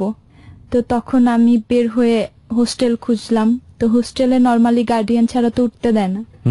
আমি কিভাবে উঠবো, আমার তো কোনো সাপোর্টও নাই। তো ওই ভাইয়াটা আমাকে হেল্প করে, ওনার পরিচিত একটা হোস্টেল থাকে, ওটাতে আমাকে উঠায় দেয়। তো আমি ওটাতেই থাকি। এর মধ্যে হচ্ছে আমি যখন মাদ্রাসায় ছিলাম ওখানে কিছু আপুরা ছিল, ওই আপুদের মধ্যে কিছু আপুরা আমার অনেক আদর করতো। তো এই একটা আপুর সাথে হঠাৎ আমার রাস্তায় দেখা। তো আমার বলতেছে কি রে তুই বিনি না? আমি বলছি হ্যাঁ। কই যাচ্ছিস? সেই তো এখানে। পরে বললো তোর মার কি খবর? পরে আমি বললাম আপু মা তো মারা গেছে। বলতেছে এখন কোথায় আছিস, কি করিস, সবকিছু জিজ্ঞেস করলো।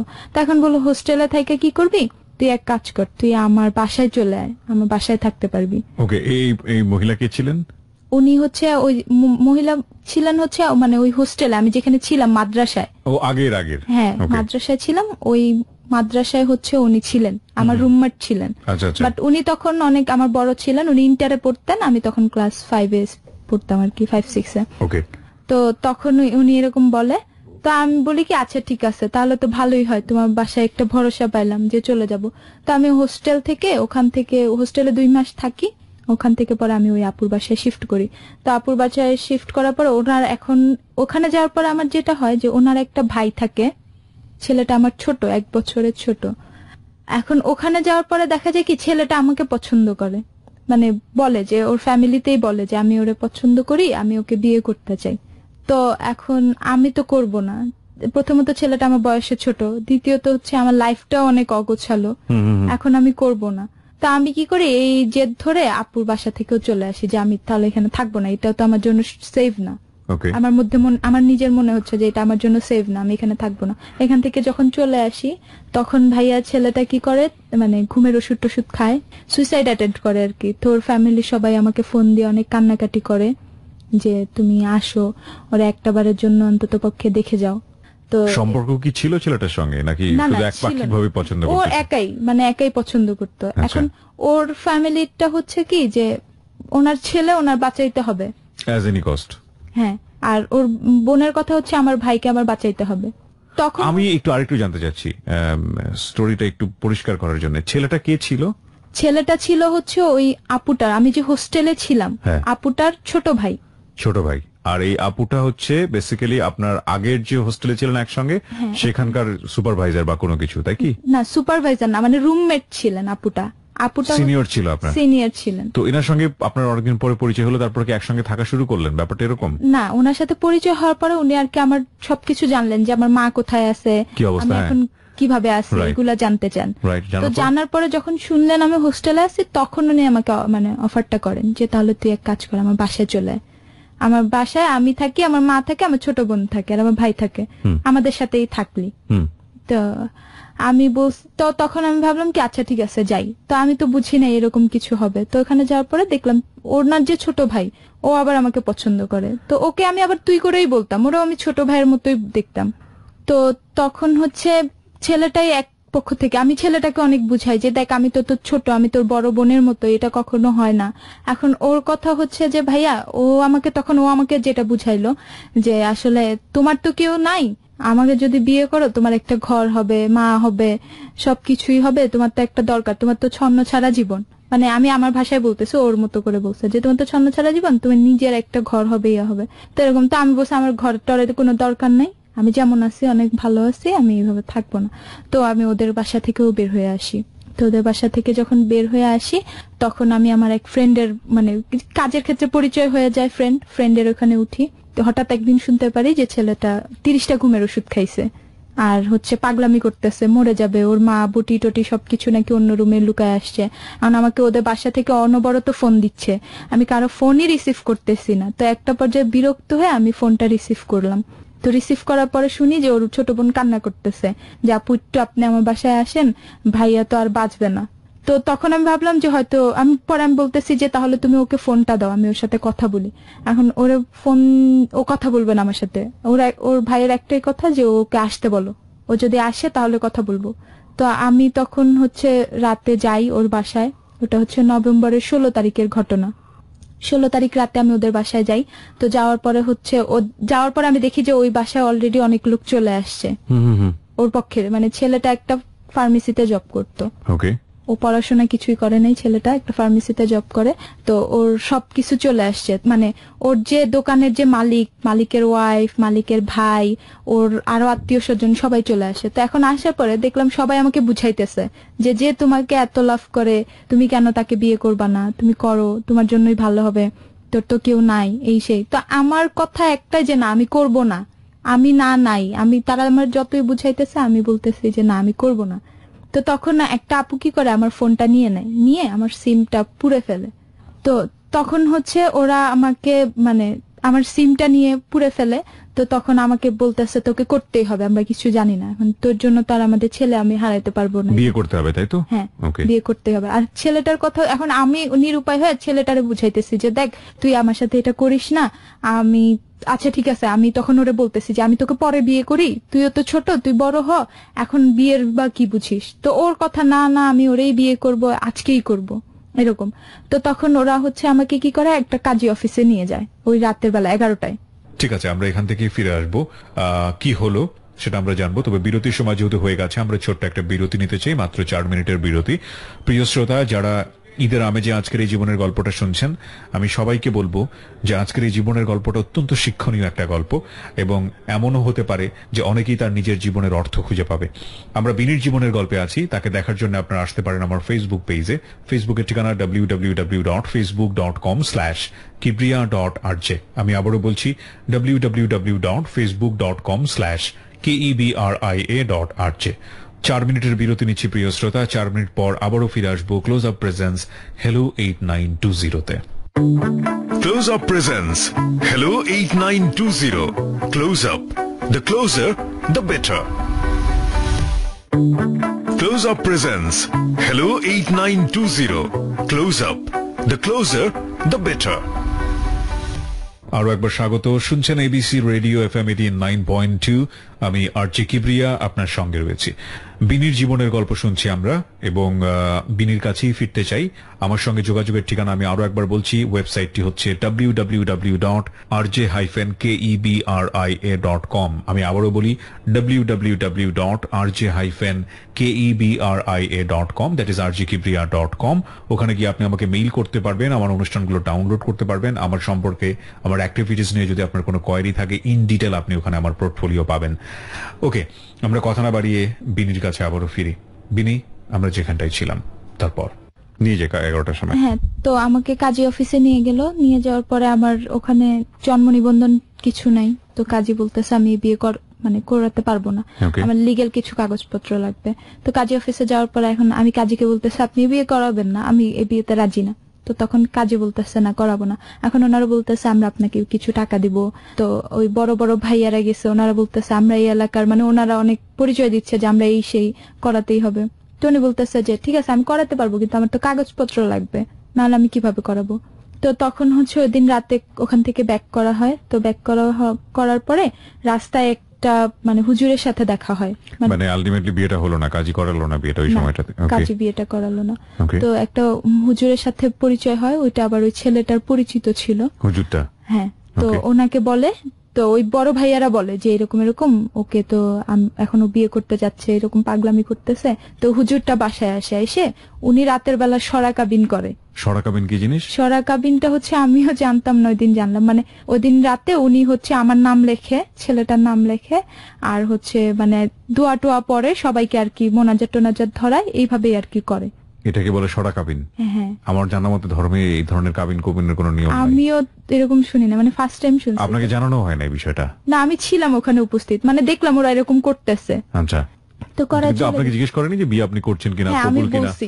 কবুল বলেছেন আপনি? না, ওই দিন কবুল বলা হয়নি। তাহলে ওই দিন হচ্ছে ওইভাবেই আর কি করায়, নামটাম নিয়ে হ্যাঁ। ও দোয়া টোয়া পরে আর কি। ওকে পরে okay okay, I don't have any idea. ওর সরা কাবিন, ধরাকে সরা জ্ঞান করা নামে একটা আমি বাগধারা বা প্রবাদ প্রবচন জানি, ধরাকে সরা জ্ঞান করা, কিন্তু সরা কাবিন নামে কোনো কিছু জানা নেই। যাই হোক, বলুন তো তারপর। তখন হচ্ছে আমাকে রেখে, মানে ওই হুজুরটাও পড়াতে চায় না যে না এই এরকম একটা ঘটনা, আমি যদি মেয়েটার সাথে ছেলেটার এখন বিয়েটা দিয়ে দেই, তো মেয়েটা যদি চলে যায় তখন এটা দায়ভার কে নিবে?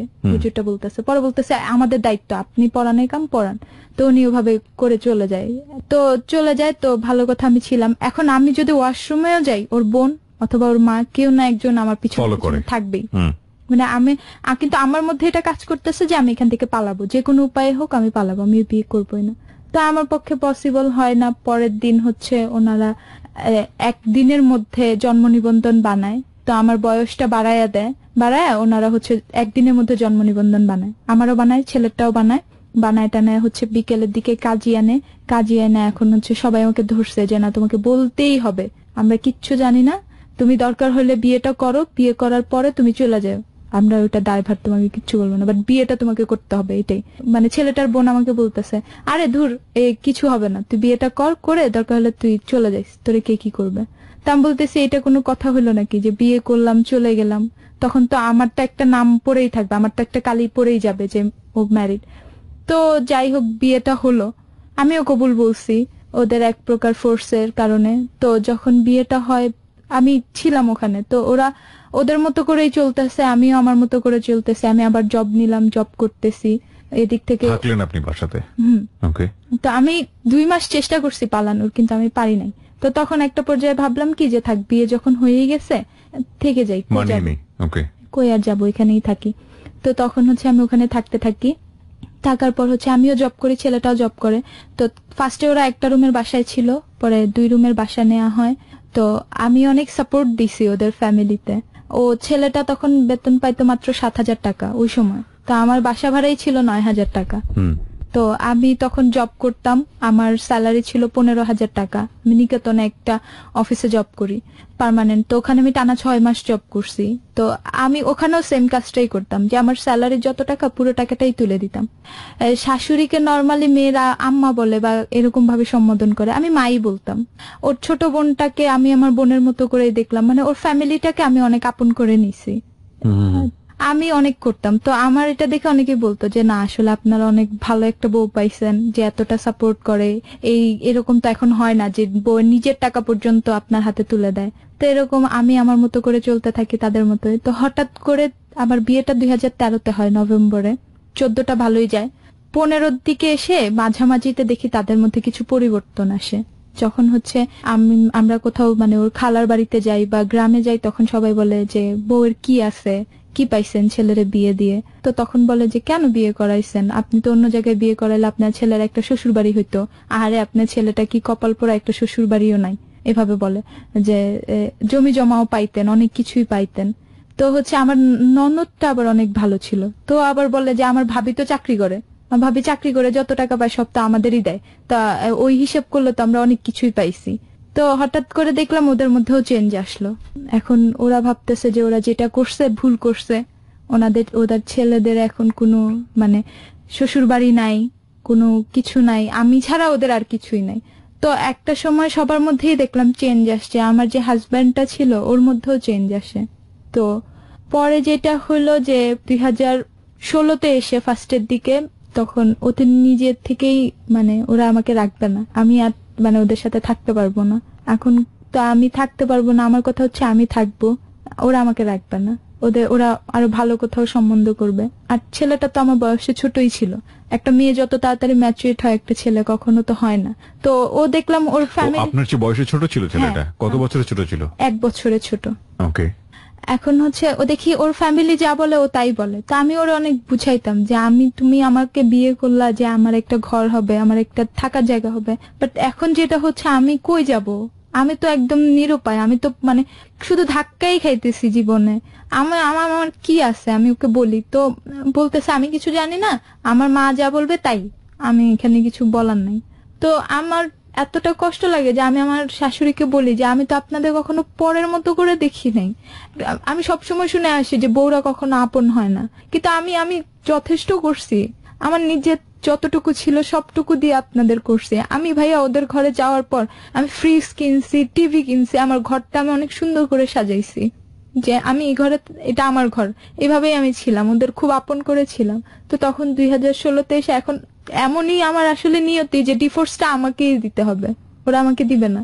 এখন কথা হচ্ছে ডিভোর্স আমরা কিছু জানি না, ডিভোর্স তোমাকেই দিতে হবে। এখন আমি ডিভোর্স কিভাবে দিব, আমি কই যাব, কার কাছে যাব? তো তখন আমি ওর বাসা থেকে বের হয়ে আসি, আমাকে শুধু কাপড় চোপড় কয়টা নিয়েই আসতে পারছি। আমি যখন আসি আমার কাছে কোনো টাকাও ছিল না। তখন হচ্ছে আমি আর কি ফেয়ার করছিলাম, মানে কাজ, এর মধ্যে অনেক কাজই করছি, আমার অনেকগুলো এক্সপেরিয়েন্স আছে। তো একটা জায়গায় আমি মনে হয় 9,000 টাকার মতো পাইতাম। তো লাস্ট ভরসা আমার ওইটাই যে এটা নিয়ে আমাকে চলতে হবে। তারপর তো তখন আমি মার্চের দিকে চলে আসি ওদের বাসা থেকে এসে, তো তখন আমি জাস্ট কাপড় চোপড় কয়টাই আনছি, আর কিছুই আনি নাই। তো আমি একটা বাসায় উঠি, আমার একটা ফ্রেন্ডের সাথে পরিচয় হয়, ওর সাথে উঠি, ওর সাথেই ছিলাম। তো ফ্রেন্ডের বাসায় উঠার পর এখন ওকে আমি বললাম যে দেখ এখন তো আমার ডিভোর্স তো দিতে হবে, আমি এটা কিভাবে কি করব? তো ও আমাকে বলল যে ঠিক আছে চল আমরা যাই। তো আমি তখন হচ্ছে আমার কাছে আমার কাবিননামাটাও ছিল না, ওটাও কাজী অফিসে ছিল। কোন কাজী অফিসে বিয়ে হয়েছে এটাও আমি, মানে কাজীকেও আমি চিনতাম না, কোন কাজী অফিস থেকে হয়েছে এটাও আমি জানতাম না, কারণ আমার বিয়েটা জোর করে দেয়া হয়েছে, আমি এত খোঁজ নেই। তো তখন হচ্ছে আমি ওদের ফ্যামিলির সাথে যোগাযোগ করি যে আমার তো ডিভোর্স দিতে গেলে কাবিননামাটা দরকার, এখন আমার বিয়েটা কোন কাজী অফিস থেকে হয়েছে, কিভাবে হয়েছে আমার একটু জানার দরকার। তো ওরা আমাকে ঠিকানাটা দিল। তো ঠিকানাটা দেওয়ার পর এর মধ্যে আবার ওরা যেটা করছে যে আমি যখন চলে আসছি ওরা আমার এগেনস্টে যায় আবার জিটি করছে, যাতে আমি কোনো স্টেপ না নিতে পারি। যে ওরা ভাবছে যে আমি হয়তো ওদের বিরুদ্ধে যাব, থানায় কেস টেস করবো, কিছু করব। তো ওরা দেখলাম আমার বিরুদ্ধে স্টেপ নিয়ে আবার ওরা আমাকে ফোন দিয়ে বলতেছে হ্যাঁ তুমি যদি কিছু করো তাহলে কিন্তু কিছু করতে পারবা না, আমরা কিন্তু জিটি করে রাখছি। কি বলে জিটি করছেন? যে মেয়ে চলে গেছে, স্বেচ্ছায় চলে গেছে, হ্যাঁ ও সংসার করবে না, ওর পক্ষে সংসার করা পসিবল না, ও চলে গেছে। তো আমি তখন কি করব? আমি জাস্ট একটা হাসি দিলাম যে না আসলে ভালো, যা করছেন আমার আসলে কিছু বলার নাই। তো আমি ফোন রেখে দিছি। তো তখন হচ্ছে ওনারা আমাকে আবার বলল যে যত তাড়াতাড়ি পারো এটা তুমি ক্লিয়ার করো। তো তখন আমি একটা কাজী অফিসে গেলাম, যে হচ্ছে কথা বললাম যে আঙ্কেল ডিভোর্স কিভাবে কি করতে হয়। তো উনি বললো তোমার কাবিননামা লাগবে, তোমার হচ্ছে ভোটার আইডি কার্ড লাগবে, আর জন্ম নিবন্ধন যদি থাকে তাহলে তোমার জন্ম নিবন্ধনও লাগবে, যেটা যে আর হচ্ছে তোমার ছবি লাগবে, এগুলা নিয়ে আসবা। তো আমি তখন ভোটার আইডি কার্ড, ছবি, এখন আমার কাছে শুধু আমার কাবিননামাটা নেই। তো ওদের আবার ফোন দিলাম যে আমার তো কাবিননামা কোত্থেকে আনবো, কি আমাকে বলতে হবে। তো তখন হচ্ছে আমাকে ঠিকানা দিল, কাজী অফিসে গেলাম, ওখান থেকে আবার 500 টাকা দিয়ে আমি কাবিননামা উঠালাম। উঠায় হচ্ছে কাজী অফিসে যাই, ওখানে আমার 3,500 টাকার মতো লাগছে। তারপরে হচ্ছে আমি আর কি ডিভোর্সটা দেই। কত বছরের সংসার? 3 বছরে, মানে 13তে বিয়ে হয়েছিল, 16তে এসে ক্লোজ হয়ে গেছে। 3 বছরের সংসার? হ্যাঁ 13তে হয়েছে আমার, 16তে। কোনো বাচ্চা কাচ্চা ট্রাই করেননি বা নেননি এর মধ্যে? না। ওকে, তারপর আমি ডিভোর্সটা দিয়ে দেবো। ওরা ডিভোর্স পেপার পাওয়ার পরে আর কিছু করেনি, ওরা আমার সাথে কোনো যোগাযোগই, কোনো মোহরনা কিছু ছিল না বিয়ের সময়? হ্যাঁ ছিল। কত টাকা ছিল? 1 লাখ টাকা ছিল। ওই টাকাটা দেয়নি? না, ওখানে লেখা ছিল যে ওরা আমাকে 50,000 টাকা দিয়ে দিছে। ও অলরেডি উসুল করে দিয়েছে 50,000 টাকা, এইভাবে লেখা ছিল। হ্যাঁ, মিথ্যা করা যেটা বলে। হ্যাঁ, কিন্তু আমার বিয়েটা পুরোটাই মিথ্যে ছিল, আমার বয়স বাড়ায় দেওয়া হয়েছে, আমার ইচ্ছা ছিল না। আবার কাবিন কত করছে তাও আমি জানতাম না, ওখান থেকে আবার লেখা আছে যে 50,000 টাকা আমাকে দিয়ে দিছে। 50,000 কেন, আমি 5 টাকাও পাইনি, বরং উল্টো আপনি দিয়ে আসছেন। সংসার করে করে টিভি, ফ্রিজ এগুলো সব কিনে দিয়েছি। যে আমি তো তখন তো জানতাম না যে এরকমটা হবে। আবার যখন ডিভোর্সটা হয়ে যায় তো তখন আমি রেগুলার আর কি কাজ করতেছি। কাজের ক্ষেত্রে যেটা হয় যে এখন সবাই গ্রাজুয়েশন চায়, রাইট, কিন্তু আমি ইন্টার পর্যন্ত পড়েছি। ওকে, তারপর আমি এখন ফলস দিয়ে আর কি আমার জবটা নিতে হচ্ছে। ফলস সার্টিফিকেটটা কোথা থেকে তুললেন? সার্টিফিকেট তুলি নাই, মানে আমার হচ্ছে সিভিটা দেয়া, সিভিতে আমার দেয়া আছে। আলটিমেটলি কেউ সার্টিফিকেট চায় না, সে কারণে আপনি সিভিতে একটা ফলস কিছু অ্যাড করলেন। এটা কখন করতে বাধ্য হলেন? যখন হচ্ছে দেখলাম যে এখন সবাই গ্রাজুয়েশন চায়, মানে কমপ্লিট না হলেও তোমাকে রানিং হতে হবে, তো তখন হচ্ছে আমি এখন কি করব, আমার তো 2টা সার্টিফিকেট আছে, আরেকটা তো আমার নেই। তখন আমি যেটা করলাম যে আমি আমার সিভিতে আমি অনার্স বসাই দিলাম, যে আমি অনার্স রানিং করতেছি, সেকেন্ড ইয়ার, এই যে কিছুদিন আগে চেঞ্জ করলাম, এখন 3rd ইয়ার। আসলে আমি এটা যেটা করছি আমার কিছু করার নাই, কিন্তু আমার অনেক এক্সপিরিয়েন্স ভাইয়া, আমি অনেক কাজ করছি, যে আমাকে যেখানে দাঁড়া করায় দিবেন, যেই কাজ দিবেন আমি করতে পারবো নির্দ্বিধায়, আমার কাজ করতে কোনো প্রবলেম নাই। কিন্তু আমার আজকে আমার একটা সার্টিফিকেট নাই বলে আমাকে কেউ কোথাও মানে পার্মানেন্ট জব দিচ্ছে না। কি কি কাজ করেছেন আপনি? আমি এই পর্যন্ত যত ইভেন্ট অ্যাক্টিভিশন আছে ভালো ভালো, স্যামসাং বলেন, সনি র্যাঙ্কস বলেন, RRM গ্রুপ বলেন, মানে ওদের যত ইভেন্ট প্রোগ্রাম আছে, তারপর হচ্ছে ফ্যাশন প্রোগ্রাম আছে, তারপরে হচ্ছে আপনার মেলা যেগুলো হয় চিনমৈত্রীতে, তারপরে হচ্ছে বসুন্ধরা আবাসিকে যেই মেলাগুলো হয় প্রত্যেকটা ফেয়ার, তারপরে হচ্ছে বাণিজ্য মেলায় আমি কাজ করছি টানা 4 বার এইবার সহ। এখন আমাকে যদি কেউ বলে যে তুমি ট্রেন আপ করাও, আমাকে জাস্ট দিলেই হবে যে তুমি এই বিষয়টার উপরে ট্রেন আপ করাবো, আমি সেটাও করাতে পারবো। যদি আমাকে বলে যে তুমি এই টিমটা দেখো, আমি টিমটাও দেখতে পারবো, মানে আমার এক্সপিরিয়েন্স প্রচুর। কিন্তু আমার একটা জব হচ্ছে না, কারণ আমি গ্রাজুয়েশন না। জবের অফার আসে, তা আমাকে বলে আপনি কি গ্রাজুয়েশন কমপ্লিট করছেন, তখন আমি বলি যে না, আমি তো সিভিতে দেয়া, মানে আমি তো 3rd ইয়ারে পড়ছি, তো বলে যে 3rd ইয়ার হলে হবে না, আপনার কমপ্লিট লাগবে। তো মাঝে মাঝে এইটা ভেবে কষ্ট লাগে যে এত কিছু করলাম কিন্তু কেউ কখনো আসলে মূল্য দিল না। না, সেটা তো অবশ্যই, মানে আপনার জায়গা থেকে কষ্টের একটা জায়গা আছে, কিন্তু পড়াশোনার সুযোগটা কি হলো না?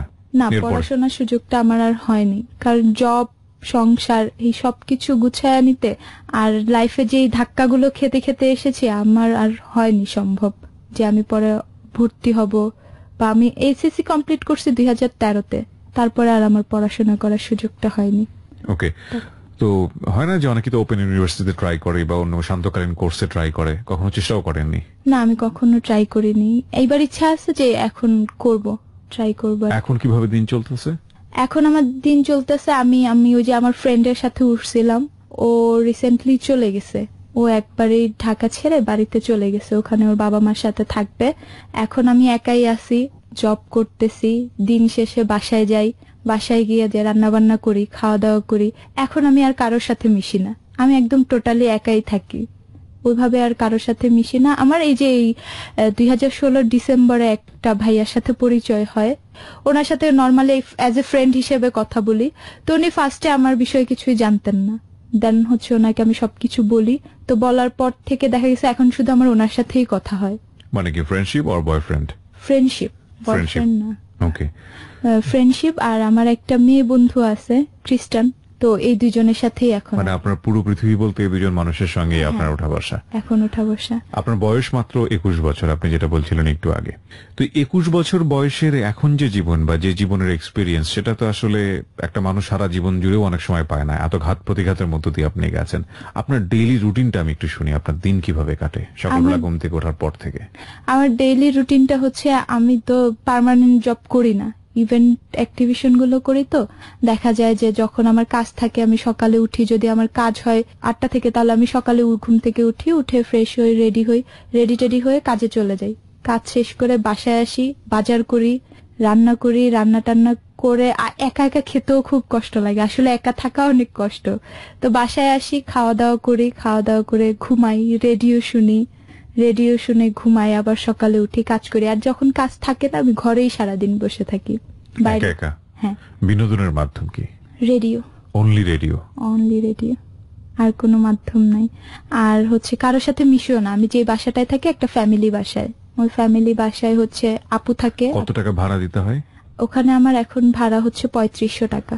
যদি কোনো কারণে আপনার মাসে টাকা না থাকে, আপনার ইভেন্ট না থাকলো, তখন কি হয়? এরকম এখনো হয় নাই, দেখা গেছে রাখি কিছুটা সঞ্চয়। আমি ওই বাসাটাও এখন ছেড়ে দিছি, ঈদের পরে আর কি অন্য একটা বাসায় উঠবো।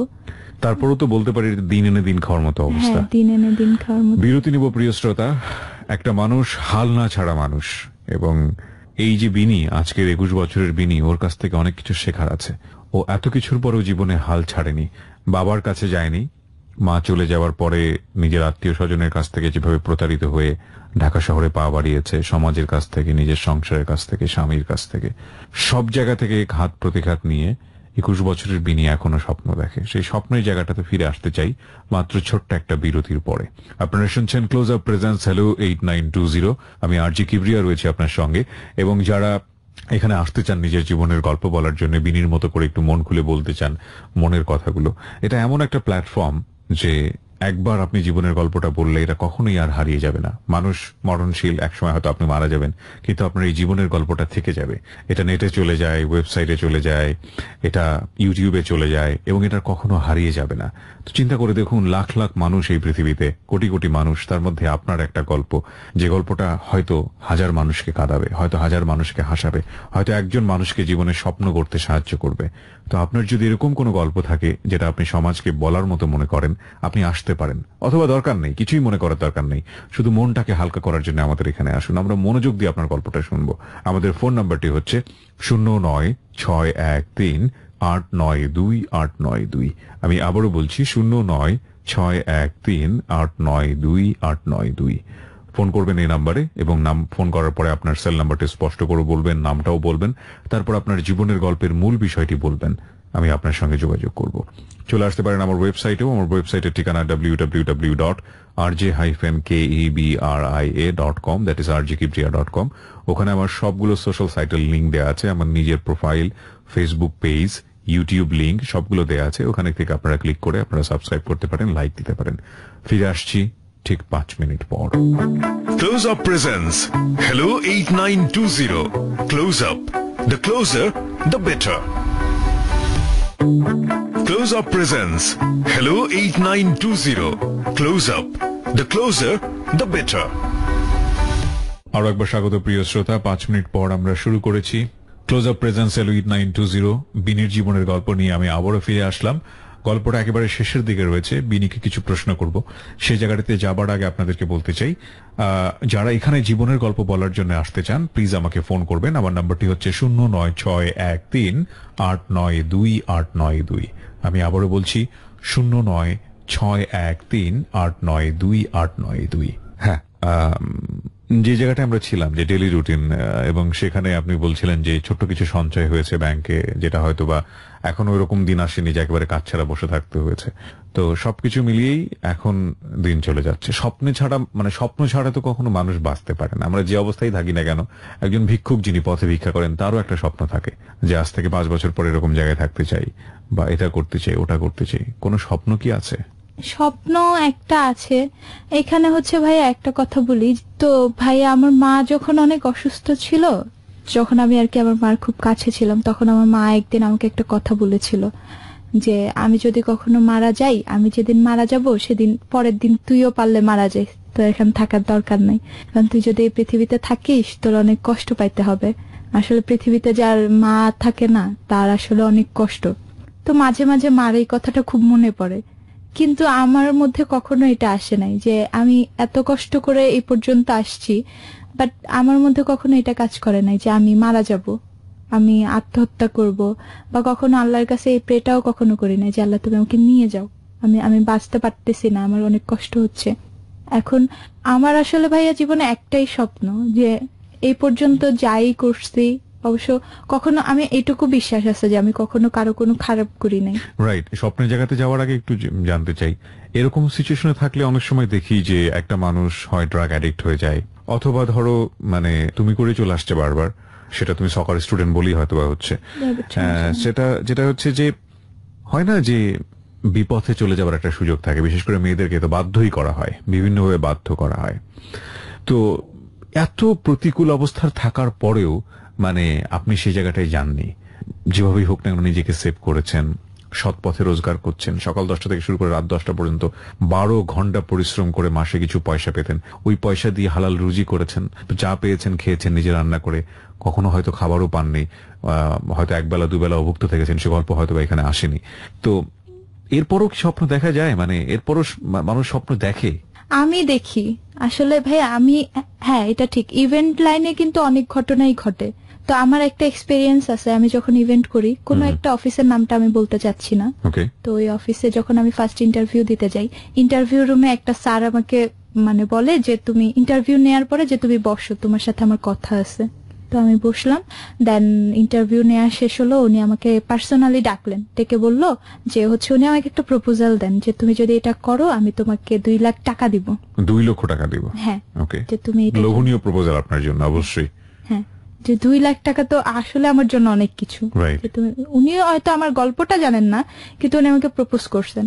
তো তখন আমি জাস্ট ওনাকে একটা কথাই বললাম যে আসলে আমার এইভাবে টাকার দরকার নেই, আর আমি ওইরকম মেয়েও না, আমি যেভাবে আসছি আপনার যদি আমাকে ভালো লাগে আপনার কাজটা আমাকে করতে দেন, আমি আপনার কাজটা যেভাবে করার দরকার আমার দিক থেকে আমি সেইভাবে আপনাকে ভালোভাবে করে দিয়ে যাবো। কাজটা হয়েছিল, কিন্তু আমি ওখানে যাইনি।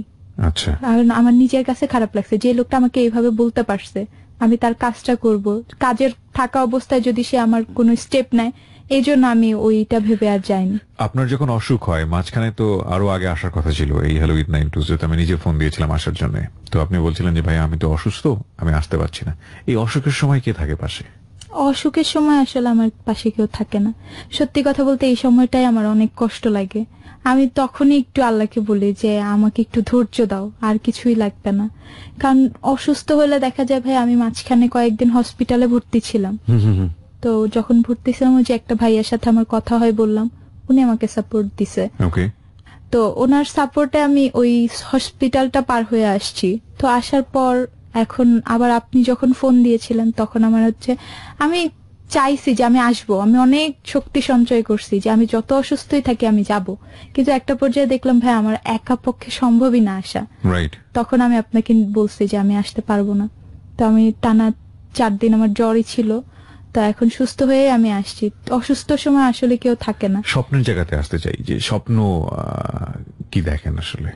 এখন আমি আসলে একটা স্বপ্নই দেখি যে আমি, আল্লাহ আমাকে এমন একটা জায়গায় দাঁড়া করাক যেখানে আমি আসলে দাঁড়া করাই, সেটা যেটাই হোক ভালো, অবশ্যই ভালো হতে হবে, আমি খারাপ পথে যাব না, ভালো কোনো একটা দিক থেকেই আমি আসলে, অনেক মানুষই তো কাজ করে, অনেক মেয়েরাই কাজ করে, অনেক মেয়েরাই অনেক পপুলার, তা আমি চাই যে আমি একটা জায়গায় দাঁড়াই যেখানে থেকে আমাকে সবাই চিনবে, যারা আমার সাথে যাই করছে, ভালো করছে খারাপ করছে, সবাই যেন ওই দিন আমাকে আবার নতুন করে চিনে, যে না এইটাই এখন আমার একটা স্বপ্ন, যে ওই দিন হয়তো সবাই আবার আমাকে দেখবে, জানবে, সবাই বলবে যে এই মেয়েটাই কি সেই মেয়েটা, যে ওই তো সে, মানে এইভাবে কেউ আমাকে চিনুক, আমাকে নিয়ে আবার সবাই এইভাবে মানে উঠুক, এটাই আমি চাই। মানে আমার স্বপ্নটা হচ্ছে এরকম। চমৎকার। ঈদের দিন, খুশির দিন, আনন্দের দিনগুলোতে কিভাবে কাটে? ঈদের দিন আসলে আমি বাসায় একাই থাকি, তো যখন ঈদের দিনটায় আমি বিকেলের দিকে একটু বের হয়ে দেখা যায় আমি পথ শিশু যারা থাকে ওদের সাথে যাই একটু সময় কাটাই। আবার ওই যে এতিমখানাটা আমি যেখানে ছিলাম ওই জায়গাটায় আমি যাই, ওদের সাথে যাই একটু কথা বলি, কারণ আমার তো ঘুরতে যাওয়ার মতো ওরকম টাইম নেই। আর এবার ঈদে ওরকম মার্কেট টার্কেটও করিনি, অসুস্থ ছিলাম, তো এটাই আমার করা হয়। আর আমি যে বাসায় থাকি সবাই চলে যায়, যার যার বাড়িতে চলে যায়, তা আমি একাই থাকি, আমার ওইভাবে সময় কাটানো হয় না। আর দেখা যায় আমি ওরকম ফ্রেন্ড সার্কেল নাই, আমি নিজে থেকেই কথা বলি না কারোর সাথে, যে ফ্রেন্ড সার্কেল কি লাভ, সবাই আসলে বিশ্বাসঘাতকতাই করে, কেউ ওইভাবে বিশ্বাসের মর্যাদাটা রাখে না, এই জন্য আমিও কারোর সাথে মিশি না। আমার মনে হয় যে মিশবো তো ঝামেলায়। মামা বাড়িতে কখনো যাওয়া হয় না? মামার বাড়িতে যাওয়া হয় না, বাট আমার মার কবরটা পর্যন্তই আমি যাই, কবরটা দেখে আবার চলে আসি যখন অনেক খারাপ লাগে। আমার মামার বাড়ি থেকে কবরস্থানটা অনেকটা দূর বলতে কবরস্থান থেকে যদি আমি হেঁটে যাই 40 থেকে 50 কদম হাঁটলে, কিন্তু আমি আমার মামার বাড়ি পর্যন্ত যাই না, আমি কবরস্থানটায় যাই, ওখানে গিয়ে কিছুক্ষণ বসে থাকি, ওখান থেকেই আবার ব্যাক করি। আমি কিছু বোকার মতো প্রশ্ন করতে ইচ্ছে করছে, মানে ওর জায়গাটায় আমি গল্প শুনতে শুনতে নিজেকে চিন্তা করছিলাম। আমার এখন এরকম হয় যে আমি যখন বাড়িতে যাই কিংবা আমি হঠাৎ করে ঘুমোচ্ছি, বাজে একটা স্বপ্ন দেখেছি, এবং তখনই মনে পড়ে যে মার কাছে গিয়ে একটু ঘুমাই। মার কাছে গেলে হয়তো থাকে না বাচ্চাদের যেটা হয় শিশু সুলভ যে আচরণটা, যে ভয়টা পাচ্ছি সে ভয়টা হয়তো পাবো না। অনেকবারই হয় যখন সেন্স ফিরে আসে তখন মনে হয় না আমি তো অনেক বড় হয়ে গেছি, এখন এসব কি চিন্তা করছি। তো আপনার কখনো এরকম হয় যে রাতের বেলা যখন দেখা গেল হঠাৎ করে ঘুম আসছে না বা কোনো একটা দুঃস্বপ্ন দেখেছেন, তখন মনে হয় না যে কাউকে গিয়ে একটু কারো কাছে শেল্টার নেওয়া দরকার, কাউকে একটু নিজের কথাগুলো বলার দরকার, সেটা বাবাই হোক বা মাই হোক, ওই সময়টাতে কি ফিল করেন? আমার মধ্যে আসলে এটা কাজ করে, আর আমি যে কোনো পরিস্থিতিতেই পড়ি আমার মা কথাটা খুব বেশি মনে পড়ে। কিন্তু আমি কখনো আমার স্টোরিগুলা কাউকে বলি না, খুব কম মানুষই জানে, খুব কম। আমি কখনোই আমার ঘটনা কাউকে বলি না, অভ্যাস হয়ে গেছে। মানে ছোটবেলা থেকে ওইভাবে পাইনি তো যে আমি ভয় পাইছি আমি দৌড়ায় যায় কাউকে বলছি, বা আমার একটা জিনিস ইচ্ছে হয়েছে কাউকে বলছি, ওইভাবে তো বড় হইনি, ওইভাবে কাউকে পাশে পাইওনি, এই জন্য এই অভ্যাসটা এখন আর। শেষ একটা প্রশ্ন করে আজকের অনুষ্ঠানটা শেষ করব। যারা আপনার বয়সী আছে, 21 বছর বয়স, 22 বছর বা 18 বছরের বয়স, যারা অতি সহজেই জীবনে অনেক বেশি পরিমাণে পেসিমিস্টিক হয়ে যায়, লাইক ফ্রাস্ট্রেটেড হয়ে যায়, ড্রাগের দিকে চলে যায়, অন্যায় চলে যায়, বিপথে কুপথে চলে যায়, ইভেন সুইসাইড পর্যন্ত করে, এদের জন্য আপনার কি বলার আছে? আসলে এদের সবার উদ্দেশ্যে আমি একটা কথাই বলতে চাই, হ্যাঁ জীবনে কষ্ট থাকবে, আনন্দও থাকবে, কিন্তু আমরা যখন আনন্দটা করি, কষ্টে পড়লে আমাদের মনে হয় যে আনন্দের সময়টা অনেক খুব কম ছিল, কষ্টটাই হয়তো বেশি। আসলে ধৈর্য ধরতে হবে। আমি খারাপ হয়ে গেলে কিন্তু যাওয়া যায়, কিন্তু খারাপ পথটা বেশি দিন থাকে না, খারাপটা খারাপই থেকে যায়। আর খারাপ পথে একবার চলে গেলে ওখান থেকে ফিরে আসতে অনেক কষ্ট হয়। কেউ কেউ ফিরতে পারে, কেউ পারে না, খুব কম মানুষই আসে ফিরে। তো খারাপ পথে যাওয়ার দরকার নেই। জীবনে আসলে ইচ্ছাগুলো সুন্দরভাবে দেখে নিজের জীবনটাকে সুন্দরভাবে সাজায় যে না আমি এইভাবে চলবো। যদি কেউ ইচ্ছা করলে, ইচ্ছার উপরে কোনো কথাই নেই, মানুষ ইচ্ছা করলে সব পারে। এক্স্যাক্টলি, এই কথা থেকেই ধরেই শুধু একটা কথাই বলতে চাই প্রিয় শ্রোতা, ইচ্ছে করলে সবাই পারে। আজকে এই যে বিনিকে এখানে আমি উপস্থাপন করেছি, এই বিনি এমন কেউ না যে বিনি আপনি হতে পারবেন না। এই বিনি সমাজের 1 লক্ষ মানুষের মধ্যে আলাদা করে চেনা যায় এমন বিনি না। এই বিনির জীবনের এমন কোনো অর্জন নেই যে অর্জনটাকে পত্রিকার পাতায় মোটা করে ফলাও করে প্রচার করা হবে। এই বিনির এমন কোনো সাকসেস স্টোরি নাই যে সাকসেস স্টোরিটা 8-10টা মানুষকে বা 8-10টা পরিবারকে নতুন করে ভাবাবে। এই বিনি আপনার মতোই সমাজের খুব সাধারণ একজন বিনি, কিন্তু এই বিনির সর্বশ্রেষ্ঠ অর্জন হচ্ছে এত প্রতিকূল পরিস্থিতির মধ্যেও সে জীবনে বেঁচে থাকার স্বপ্ন দেখেছে। তার সামনে খুব সুন্দর করে স্বপ্ন আছে, সে কখনো বিপথে যায়নি এবং প্রাণান্ত চেষ্টা করে যাচ্ছে প্রতিনিয়ত সমাজে একজন সুস্থ মানুষ হয়ে বেঁচে থাকবার। এই বিনি আপনার দ্বারা হওয়া সম্ভব, এবং সম্ভবটাই আমরা হ্যালো 8920 তে প্রচার করি। বারবারই আমি একেবারেই বিপক্ষে। আমি ছোটবেলা থেকেই দেখেছি এমন সব জীবনী আমাদেরকে পড়ানো হতো। রাজা রবার্ট ব্রুসের গল্প পড়ানো হতো, অধ্যবসায়ের গল্প আপনারা পড়েছেন, আরো অনেক অনেক গল্প পড়ানো হতো, যাদের উদাহরণ আমাদের লাইফে দেয়া হয় যে এটা করে তারা মহাত্মা গান্ধী হয়েছেন, এটা করে অমুক হয়েছেন, এটা করে অমুক হয়েছেন। এই মানুষগুলো সমাজে কোটি কোটি মানুষদের মধ্যে ফিউ, এবং এরা খুবই এক্সেপশনাল কখনোই জীবনের জন্য এক্সাম্পল হতে পারে না। কারণ আমি চাইলেই জীবনে এত বড় মাপের মানুষ হতে পারবো না, কিন্তু আমি চাইলেই বিনি হতে পারি, আমি চাইলেই এরকম সৎ মানুষ হতে পারি। এজন্যই আমাদের হ্যালো 8920 আসল গল্পকার এরাই, এই সমাজের সাধারণ মানুষ, বিনির মতো মানুষ। আমরা যদি বিনির মতো মানুষ হতে পারি তাহলে আমরা বলতে পারবো আমাদের এই খুশির দিনগুলো, আনন্দের দিনগুলো, ঈদের দিনগুলো, এগুলো সঠিক অর্থেই যথার্থভাবে আমাদের কাছে ধরা দিয়েছে। আমরা আজকে শেষ করতে চাই প্রিয় শ্রোতা, আপনারা সবাই অনেক ভালো থাকবেন। একটা গান শুনতে ইচ্ছে করছে ওর এই গল্পটা শোনার পরে, যদিও এই গানটা শুধু শোনার জন্যই শোনা, ওর জীবনটা এর চেয়ে অনেক বেশি সুন্দর হবে, আমরা সেই প্রত্যাশা করি। আর বিনির জন্য সবাই আপনারা দোয়া করবেন। বিনি আমাদের যে